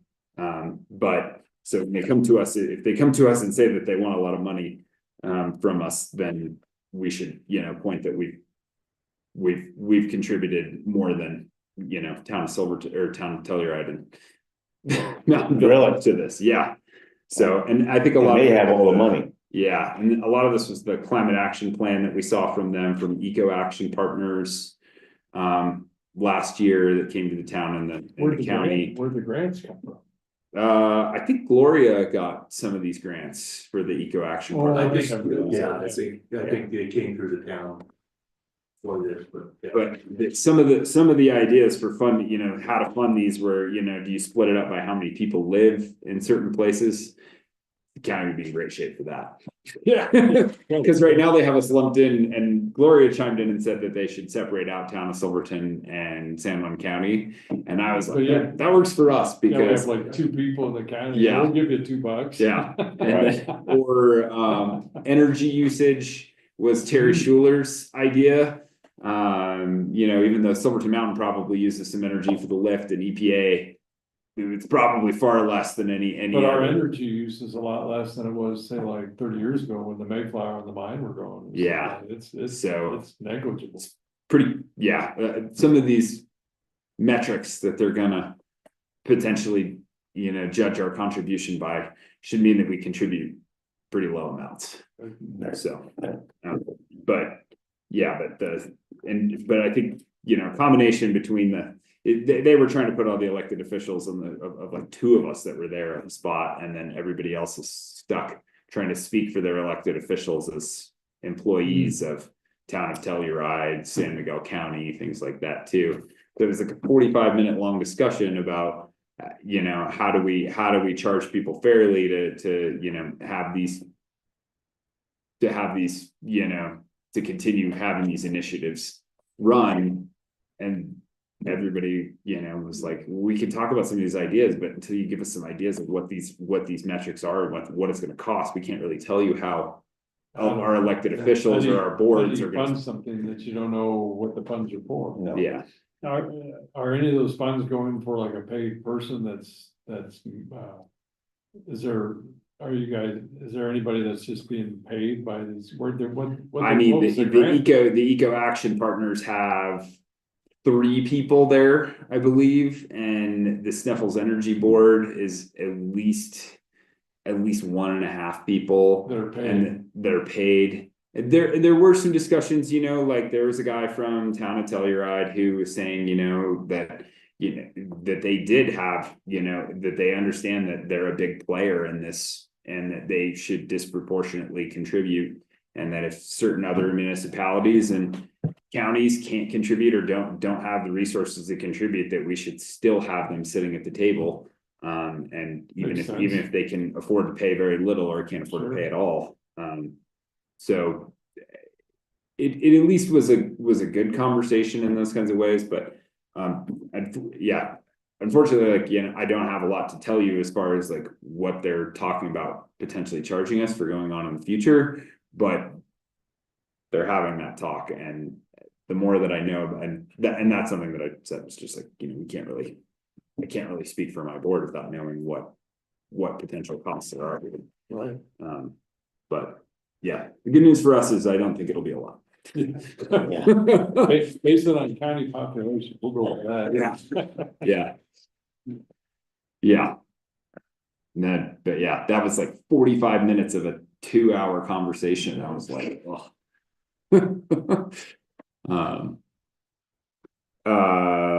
What else? Lisa Poole's meeting, planning commission. The town is not going to be changing the way that we elect and run the planning commission at this time. They're just gonna leave it They're going to leave it the status quo. So there was a little bit of talk about, you know, that the town board members were going to appoint the at-large members for the planning commission. And you know, we were like, well, what about the county? Does the county get to approve people and, you know, Sure. some different things, but they opted to leave it the way that it is. So Okay. yeah, no big things there. We have a application coming to us about a mobile coffee cart up at Silverton Mountain. So but it also comes with a variance request because trailers are not allowed in the county. So we have a variance request for that. So It's a coffee there. yeah. Oh, They want to put up a mobile cart. Yeah, mobile cart with, you know, serving coffee. smart. Yeah. Cause there's nothing there. Yeah. Yeah. No, unless you bring your own bourbon, there's Yeah. nothing there. I mean, it's beer, but. Yeah, and I guess it's probably okay for me to say this, but under the former owners years ago, when I was initially doing it, I offered to do something similar for them up there, and they shot me down pretty hard. So I'm glad that the new owners More are open, yeah. Yeah, I'm glad that the new owners are a little more open to you know, providing some amenities for their customers up there. I'll just say that. Amenities, I like that. Yeah. What else did we have going on? Town land use code stuff. They said that they had a pretty good discussion and that they at least considered all the things that the planning commission had sent to them for the land use code. Right. And they'll be voting on that at their next meeting. Meeting, Yeah, next meeting. So they took a lot of comments and had a lot of written comments at the last meeting. I haven't had a chance to. I just feel bad because I haven't Go been able with to. They said they Interact on that. they said they are considering the planning commission in the comments. Yeah, we had about 10. It didn't- We had it about didn't 10 feel like it conditions that That we much were- to me Yeah, when I was at the meeting, so. at the town meeting. Oh, okay, all right. Good to know. No, planning commission was a good meeting. I'm Yeah. just saying, When you. I don't know how receptive they, Yeah, I guess we'll find out. It sounded like, at least from what I was told and what the town board members reported back to the planning commission was that we had like 10, when the planning commission recommended approval of the land use code, they had like 10 items that they were conditional on. Conditions, okay, And it looked like the town was bought in on some of the 8 stuff. of them. on most of them. Yeah, good. Entirely, a couple of them, not quite to the extent that the, well, one was the, vacation rentals in the business zone. I think the town is still sticking with limiting that to one. And the other was, duplexes in the residential zone. They set a higher bar before they were gonna ask for, any, review of the application, or not review, but additional requirements of the applicant. Right, But otherwise, they were good with everything, which one of them was a makeup of the planning commission, you know, to where they were okay. still appointing their own at-large members. So, yeah. You're more in touch with that than I am. I can only go to those, a couple of meetings. I haven't been to the town meeting or There's so many of them. Yeah, well, And there's a lot of stuff out there, the slope overlay and all when they that. wanted it, they throw a lot of information at you and want you to give them feedback and decisions very quickly. Yeah. Which was one of my main issues with it, right in the middle of budget season, Oh, yeah. they're, throwing significantly changed documents from the ones that they had us review less than 30 days before.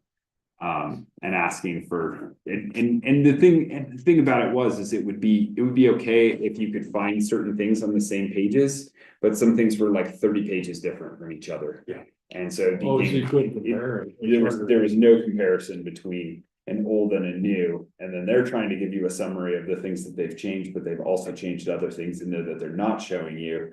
It was just, I was about ready at the beginning of December to tell them, we'll resume talking about this after the new year, but until we've approved our budget, I'm not gonna spend any more time on this. And instead of cause it literally was feeling like we were being asked to spend a lot of time on something that doesn't have to do with the county, when we had a lot of things going on at the county that we needed to focus on and improve too. So it was, yeah.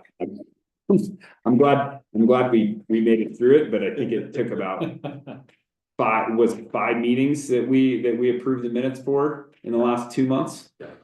Yeah, and so they asked a lot of the planning commission in a very short period of time without a lot of notice. And some of those too were meetings being rescheduled for power outages and things like that too, so. No, but, and I give the planning commission a ton of credit for, their December 17th meeting saying, this is good discussion, we're not ready to make a decision yet. Yeah. Having another full meeting Yeah, to go over stuff, because then, it really gave them a chance to look at the items that they had a concern about and go over each one of those individually. I thought the planning commission actually did a real good job. yeah. And I think there was kind of an assumption that, the planning commission was gonna get a quick rundown of what everything that had happened, and the planning commission would say, good. That's, Yeah. and the planning commission was. Far from a rubber stamp, yeah, The planning commission was like, there's some issues here. serious issues. And, I think if they would have used the planning commission more, I think they would have ended up with a better document. That's just my personal I feeling. agree. Yeah. I mean, one of the conditions, was, that after a year, and could be shorter, it could be the fall after a building season, to sit down and review that document and see where the unintended consequences were, where the hangups were, so that you can get it changed and amended, so by the next building season, it's ready to go again, so you're not losing 2 building seasons instead of 1. And that was something Anthony had recommended, or, in his written comments suggested to the planning commission, and they picked up on that. Yeah. I think they're gonna have some work to do still in that year period too. I mean, one of the things that we had kind of said for the last time that this was done in 2016 was that it really needed to be more gone over and created by the people who live here and be compared more to our neighbors' codes. I don't think that happened at all. And one of the criticisms of the last group who had created the last town code was that they, fit everything into the template of how they normally do these things and, send it off to be stamped, and then there's conflicts and things that just don't work for our community. And I think that a lot of the most important things are going to have been thought about and tried to be incorporated into this document, but where I really see the problems for them in the future are going to be things like PUDs, because basically there was no time to go over that for anybody. And so they have stormwater management plans that call for things to be drained into the sewer. Well, that's not going to work. Not, Yeah. not with our current sewers plant. I think, and I won't go through it, but Yeah. anytime you have an outfit like. I can see their name, Clarion, Yeah, right? sure, Okay. yeah. Without Dennis. Repercussions, but when you have an outfit, from where they are to here, how many businesses they actually make here? Like you said. They need to listen to the planning commission better and people that live here. That outfit, I think they were off base on a few things, and I'm glad the planning commission was there to. Yeah. And I think all in all, they did a pretty good job. And, you know, had a pretty good handle on things, but, you know, it's just, we are a little bit unique and we don't fit into all the templates. No. I mean, just as an example, I don't know if you remember Adam Sickmiller. I do. That we hired as a planner several years ago. Yep. And, one of the things that the planning commission, or I guess maybe it was the town board, instructed him to do, through the planning commission, was come up with a parking plan. You know, we had a couple of permits come through I and remember that. there's not enough parking on Green Street, you know, everybody's complaining, we don't have any place to park. So he comes up with this plan using the or, you know, rules and regulations that are out there, you know, and the suggestions, and he comes up with this plan and, you know, for every, you know, so many tables in a restaurant, you have to have so many parking spaces, so much square footage in a gift shop you have to have. And, you know, went through the whole thing and, solid plan. And the planning commission looked at it and said, this is nuts. And they did, and it was true. And basically threw it in the trash can because it was like, nobody would ever been able to open up a new shop because there was no parking. Right, Yeah, right. And the funny part is Durango did the same thing at the same time, only they adopted their plan.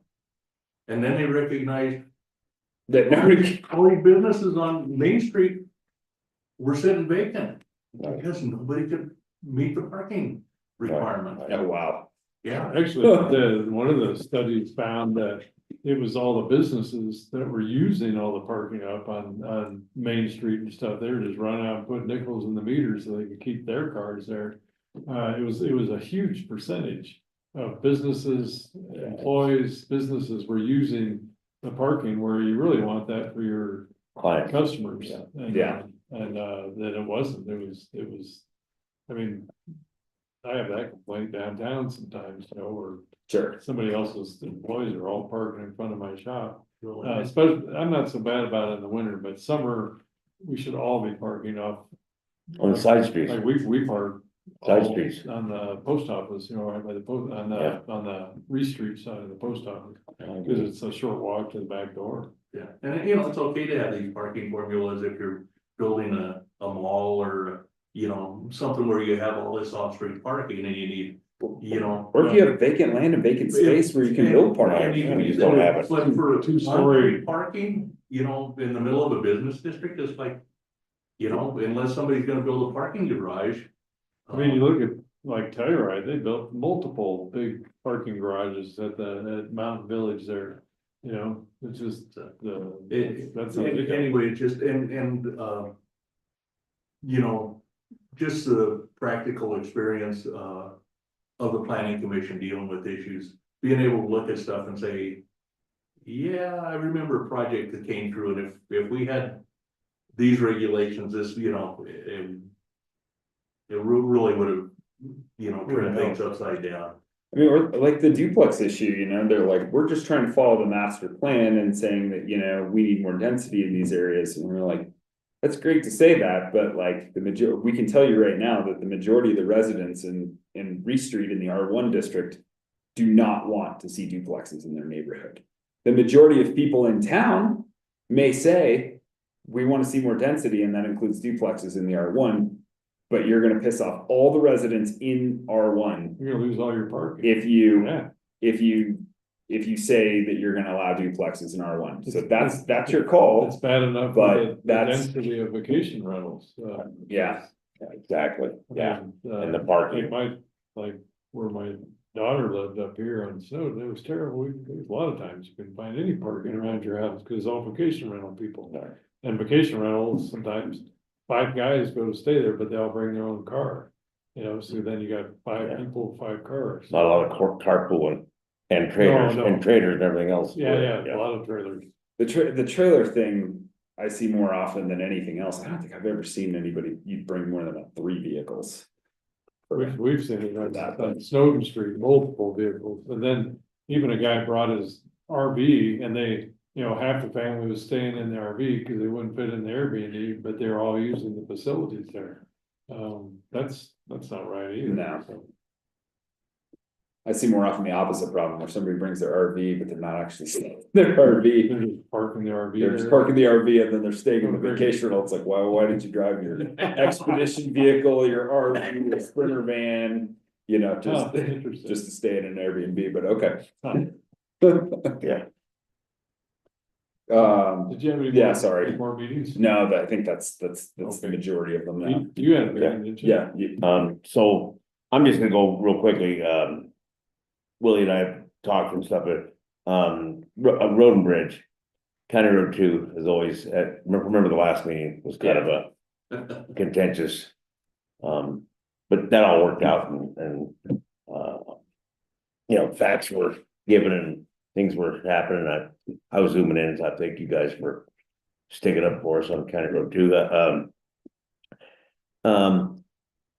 Rusty's talked, he's gonna put out like a 2-page information piece on County Road 2, what our plan is for us to approve.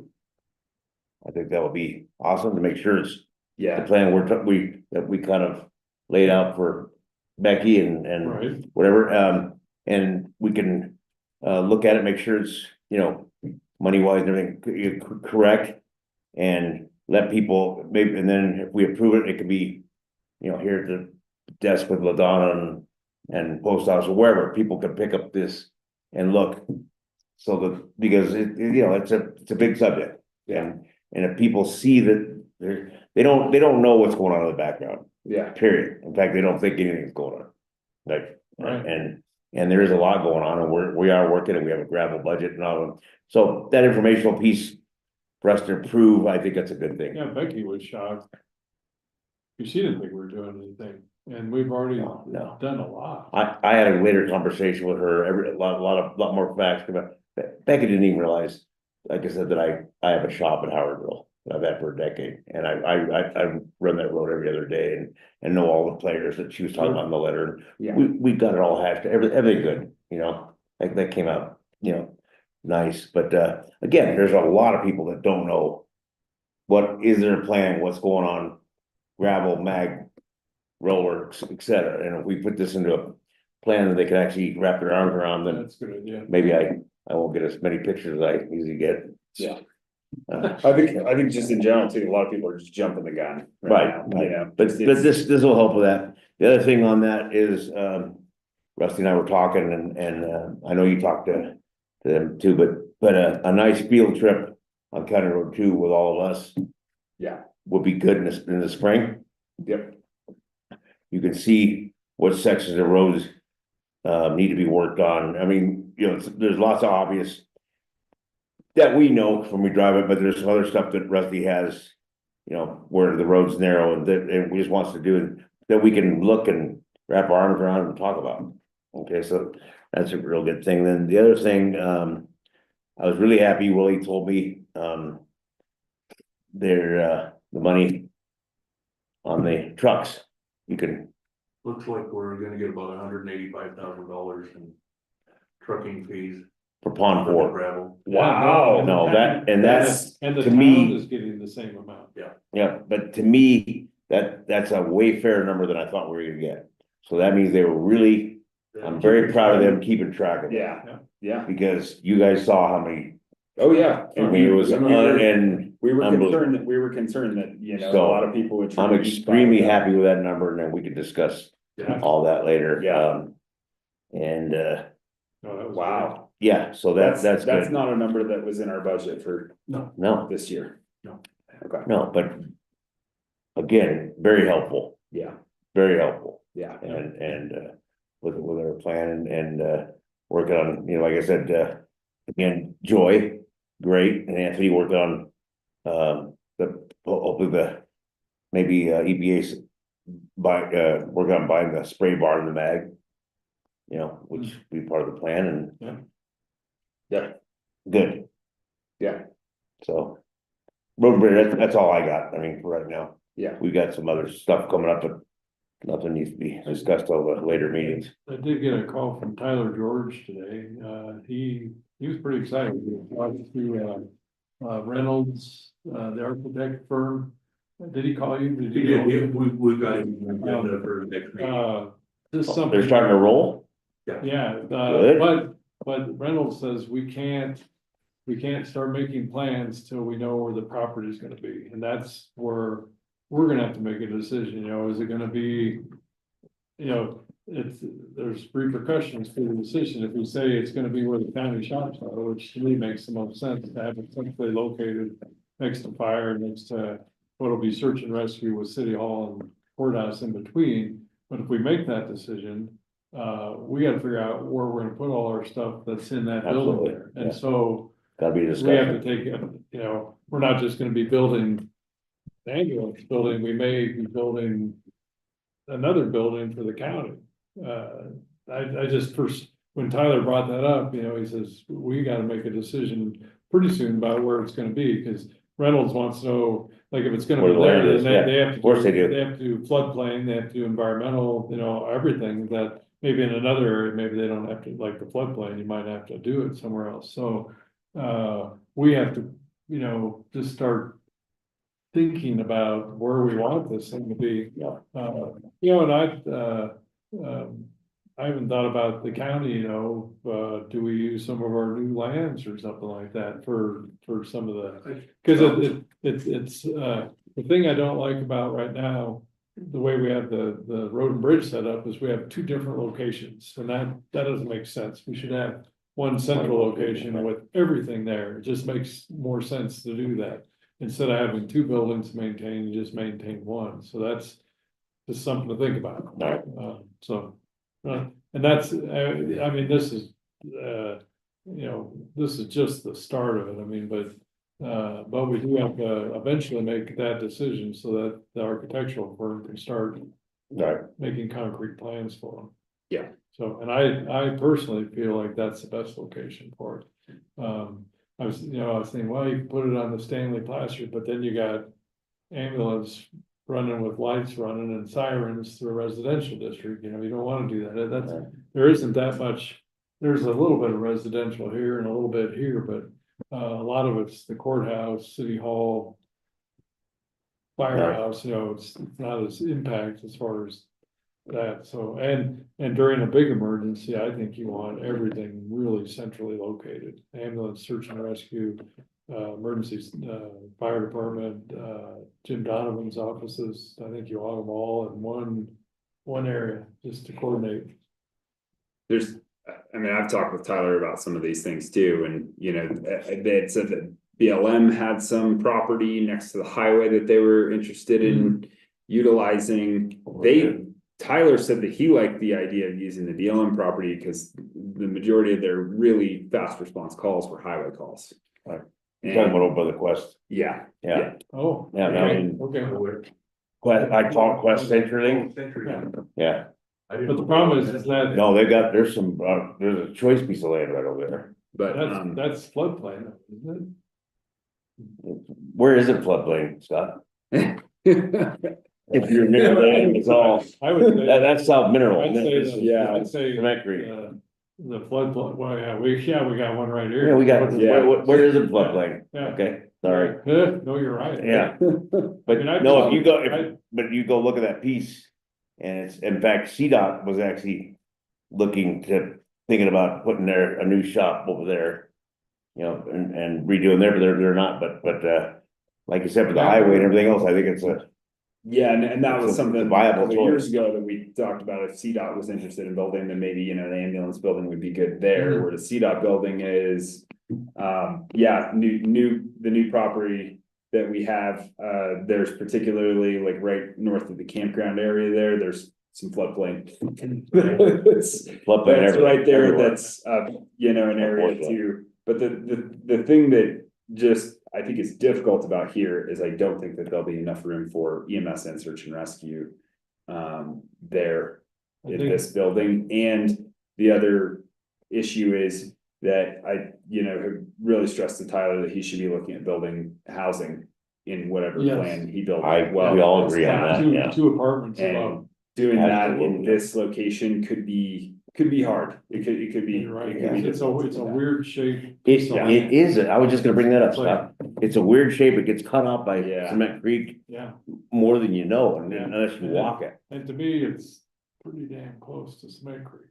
You know, as far real as. close. Yeah, I'm glad we brought this up, because I've always had it in my mind, it should be a central location, but maybe it doesn't have to be.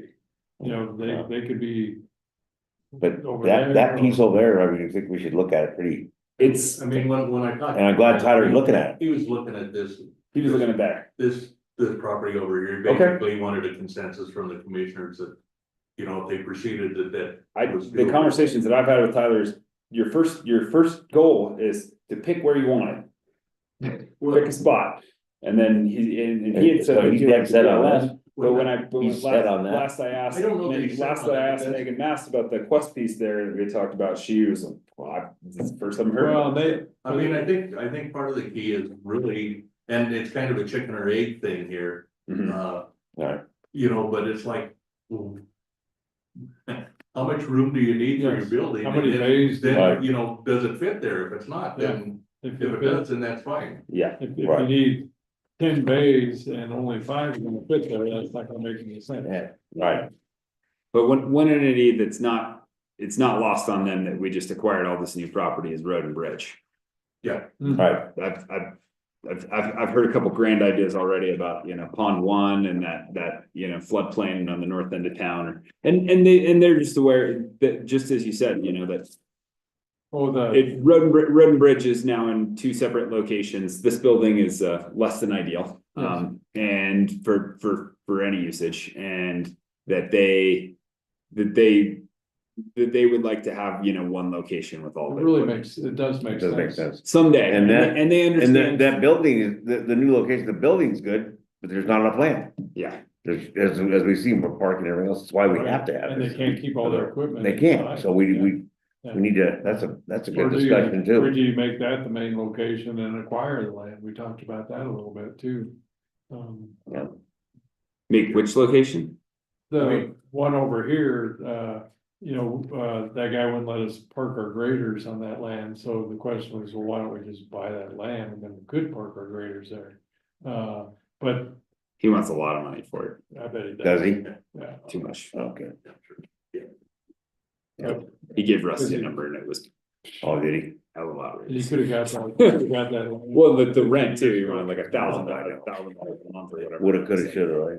It was, whatever it came down to for square footage, it was more than the town charges for the outdoor dining, which I also thought was a little outrageous, like 50 cents a square foot. Per month, so, yeah, but yeah, Rusty did say that he was gonna try and have another conversation, because he's said in nice words so much that they have a dumpster over there and the access to their property gets plowed out because the county has the ability to park things there, but that access will go away and they'll have to move their dumpster somewhere else and they'll have to do everything else on their own, and they won't be able to. Bottom line, that location's, there's some problems with that. And there's, so, Yeah. you know, the big discussion is not just ambulance, but road and bridge. Yeah, We're gonna have to figure out, Right, and they're right in a residential district, I mean, really, with the houses kind of around them in that area and Yeah. stuff, so. Yeah. ED district. ED, Yeah. ED. No, that's. Yeah. that's- Yeah, it is. Luckily it's ED. even with the rezoning. Yeah, I mean, I think just from a practical standpoint, if this worked for ambulance where the county shop is now, I mean, I think the county would need the bays in the carry shop that the ambulance is working right now as an interim thing. And I think, one of the things Rusty and I talked about is building, a pole barn up on, Taylor's Pond #3 just for cold storage for all his stuff, so. I mean, I think there are some Yeah, relatively inexpensive. I see that working, but the interim. Wow, that during construction, what does that look like on paper, Yeah, right? Yeah, where do you put all of it? Yeah, yeah, no. well, like you said, then maybe you do the But we- pole barn, But we do need different to have order, these conversations, cause if we're gonna. Absolutely. Build in and move a county building, then you gotta build a new county, there has to be another county building. I think everybody kind of recognizes that wherever ambulance decides is the best location for them. Everyone else Right. is willing to I mean. to operate around The other thing, just to keep in the back of your mind, and it's got its own problems, including floodplain. Is on the other side of Anvil, the other side of the highway, we still have a chunk of property that was part of. That purchase. There's about, I think it's like 3.4 acres or 4.8. where's that at? Across from the Shrine Road, the other side of the highway, Oh, the other side of the Shrine Road, yeah, That's, I thought that was private land, no? we own a chunk of it out there. The problem is, one is there's floodplain, 2 is access, 3 is extending I mean, I- service. I picture, yeah, extending services, Yeah. and I picture everything that way from the highway as being floodplain. One of the thoughts when we purchased that was actually doing a joint town county CDOT. development. No, Development, all 3 garages out there. was thinking about that, there wouldn't sound a bad location, but. It's gonna cost a lot for services, Oh, yeah, I guess sewer and water. Yep. Electric won't be bad, sewer and water will be, you going through that Expensive. Fair Street. well, and that side, you might not hit, It might, it might be Fair Might Creek just free, be gravel. it might be Fair Creek free, Oh. you know, you gotta do a I geotech bet on if it. you dug down a little ways, you'd hit some Fair Creek. You know, Scott, it's so funny out there, I can tell you from Yeah, doing it, you dug. it's almost like veins, man, it's so weird geology. That, here's no Fair Creek at all, and then here, Could be Solid. former stream. It was. streams. It was. It was. It's exactly right. It was a former Yep. riverbed, basically. It's exactly right. Then with iron. but you can be, some of that digging is so easy and some of it is just, Nightmare, that's. Nightmare. Silverton easy. yeah. None of it's sand. Hammering every inch, yeah, hammering every inch, that Fair Creek's the word. Yeah. But yeah, there's Yeah. a lot. A lot of discussion we gotta have. No, but Yeah. you might as well, Tyler was just excited to contact. his Yeah. architect, you know. Yeah, But that's good. we do have to have for the architect, he has to know which Piece of land. property he's dealing with. Yeah. So that he can look at all the different parameters that go into that, so, but it's a step. Yeah, But yeah, I think for Tyler, and it'd be great to have him, if he's here at our next meeting, maybe we can talk about some of the different options and some of the areas that we have Mm. available. Yeah. I You know, agree. and some of the things that we were thinking about and. Tell them, put your heads together with the architect, and if they wanna come and look at some of this stuff, and if they're the ones who have to deal with the floodplain stuff. I mean, floodplain stuff though, like a lot of it on a garage floor on a first level is stuff that you can build around Yeah. on Yeah. floodplain. Yeah. you could engineer It's not great if you have a flood, but a lot of the equipment can get moved out of the base and you can plan for. I'll tell you where, one place where there was not good planning was Carriage House, because they put it lower than the roadbed, so all the water flows right into the base. Yeah. They should have put Unbelievable. two I feet don't of, think it was lower than the. I wouldn't doubt that, Remember, CDOT came in and put that lift, oh, and that's why we had to redo. I forgot about. that's that. right, they did lift it. Hmm. Yeah, One other road and bridge thing too, that I got hammered a little bit on was the condition of County Road 110. And just in talking with Rusty, in case you guys get talked about it, I should not have spoke a word about it and said, let me talk to Rusty and I'll get back to you. But after talking to Rusty, part of it is just, when we have a lack of snow, then roads get washboardy. Yep. It's just, yeah, Yep. it's just, Alright. it's just how it Yeah, is. cause if you have snow. Yeah, these Back complaints from Silver Mountain. Yeah, but the other complaint was, you know, just to, I mean, from Rusty's perspective, I mean, at first I, you know, told them, I said, you know, you get like part of it is I think that the county's not particularly interested in smoothing it out because you guys go so fast up and down the road. And Rusty said that's actually not true. He's actually been taking care of it. He said it just takes them one day to make it look like that because of their speeds. And he's not lying. Yeah, yeah, so I Yeah, they are. will probably. When you're doing a 4-wheel drift Tomorrow, the around next the day, we'll corner. have that, yeah, we'll have that talk with them, but they did, he has been giving it the attention out there. And part of it too, because somebody was like, well, County Road 2 looks so good compared to County Road 110, it's like, well, there's a lot less traffic on County There's no Road 2. traffic on County right now. Road 2 right now. Yeah, So- look at it in the summer. Yeah, in the Yeah. summer, it's the opposite Apples problem, and oranges. so, Yeah. yeah. So I mean, I made some of those kinds of points, but I did say, you know, that you know, I had heard that, you know, County Road and Bridge might consider, you know, not smoothing it out to slow people down purposefully. a little Actually, bit. the That- speed is still a problem in town. I see it almost every morning, just on Silverton Mountain days, just people flying through town. Yeah, Just the sheriff's department's been out there giving people tickets. good. Have they? But there have Slowing been people down. times not out Particularly, there, yeah. and people just, But it's, It's not every day, but yeah, I see it just cause I'm on Main Street, but there's a lot of people Yeah. flying through there. Also, what the thing is, and he talked to you about, Russ talked to me about those solar signs that yeah, flash for County Road 2 again. Part of the piece just to put out to people, you know. Again, signs are great. Enforcement, Enforcement. yeah, Rusty also thought it would be a good idea if we sit down and have a talk with Silverton Mountain, a little work session with them and talk about, particularly unguided, but just parking. You know, the whole use of the road, you know, from everything from an avalanche shooting it and protocols for that, and who gets keys to the gate to, you know, how we're gonna deal with parking as we continue to, you know, look at bathrooms up there next to the mobile. Do we, and potentially look at expanding the road area there? How does that look for backcountry users in Silverton Mountain and all those kinds of things? So it really would be a good idea to sit down and have a meeting with them just to talk about, what we're gonna do for.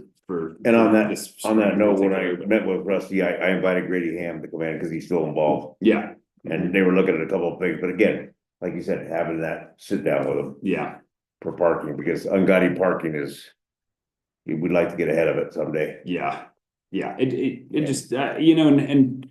You know, Rusty's been trying to make a good effort with them, and they don't feel that way, so I think it would be good for them to sit down and have a meeting, so that they feel like they're. I personally They're think being heard and respected, Rusty's and stepping up Rusty and feels- trying, I agree, but I mean, yeah, let's get Silver Mountain here to yeah. hash that out. But you know, and the speeds are, you know, it's a hazard for the county road and bridge crew. They said, you know, there's, you know, they could name one particular individual who's almost head on them about 3 times when they're on the road, and you know, he's not the only one.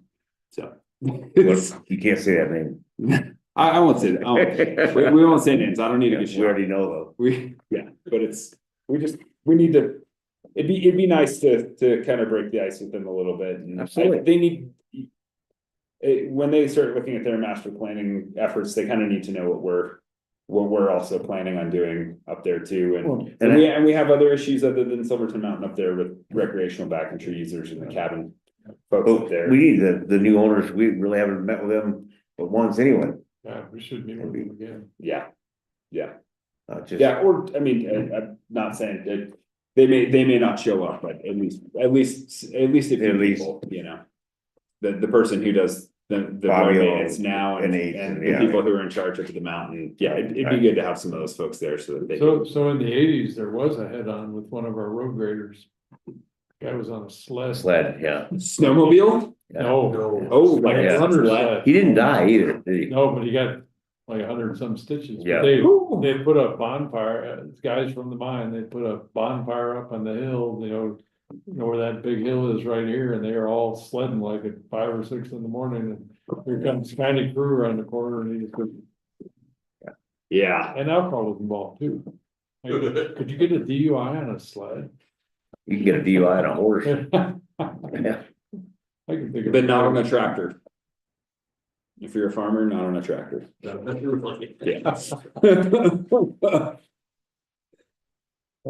I can think of an alcohol DUI on a horse where he fell off the horse and lacerated his liver. I won't mention any names, but. Yeah. All right, Okay. that's it. So I think we can call this meeting at 8:47. Perfect. Yeah, no, the only thing that the only thing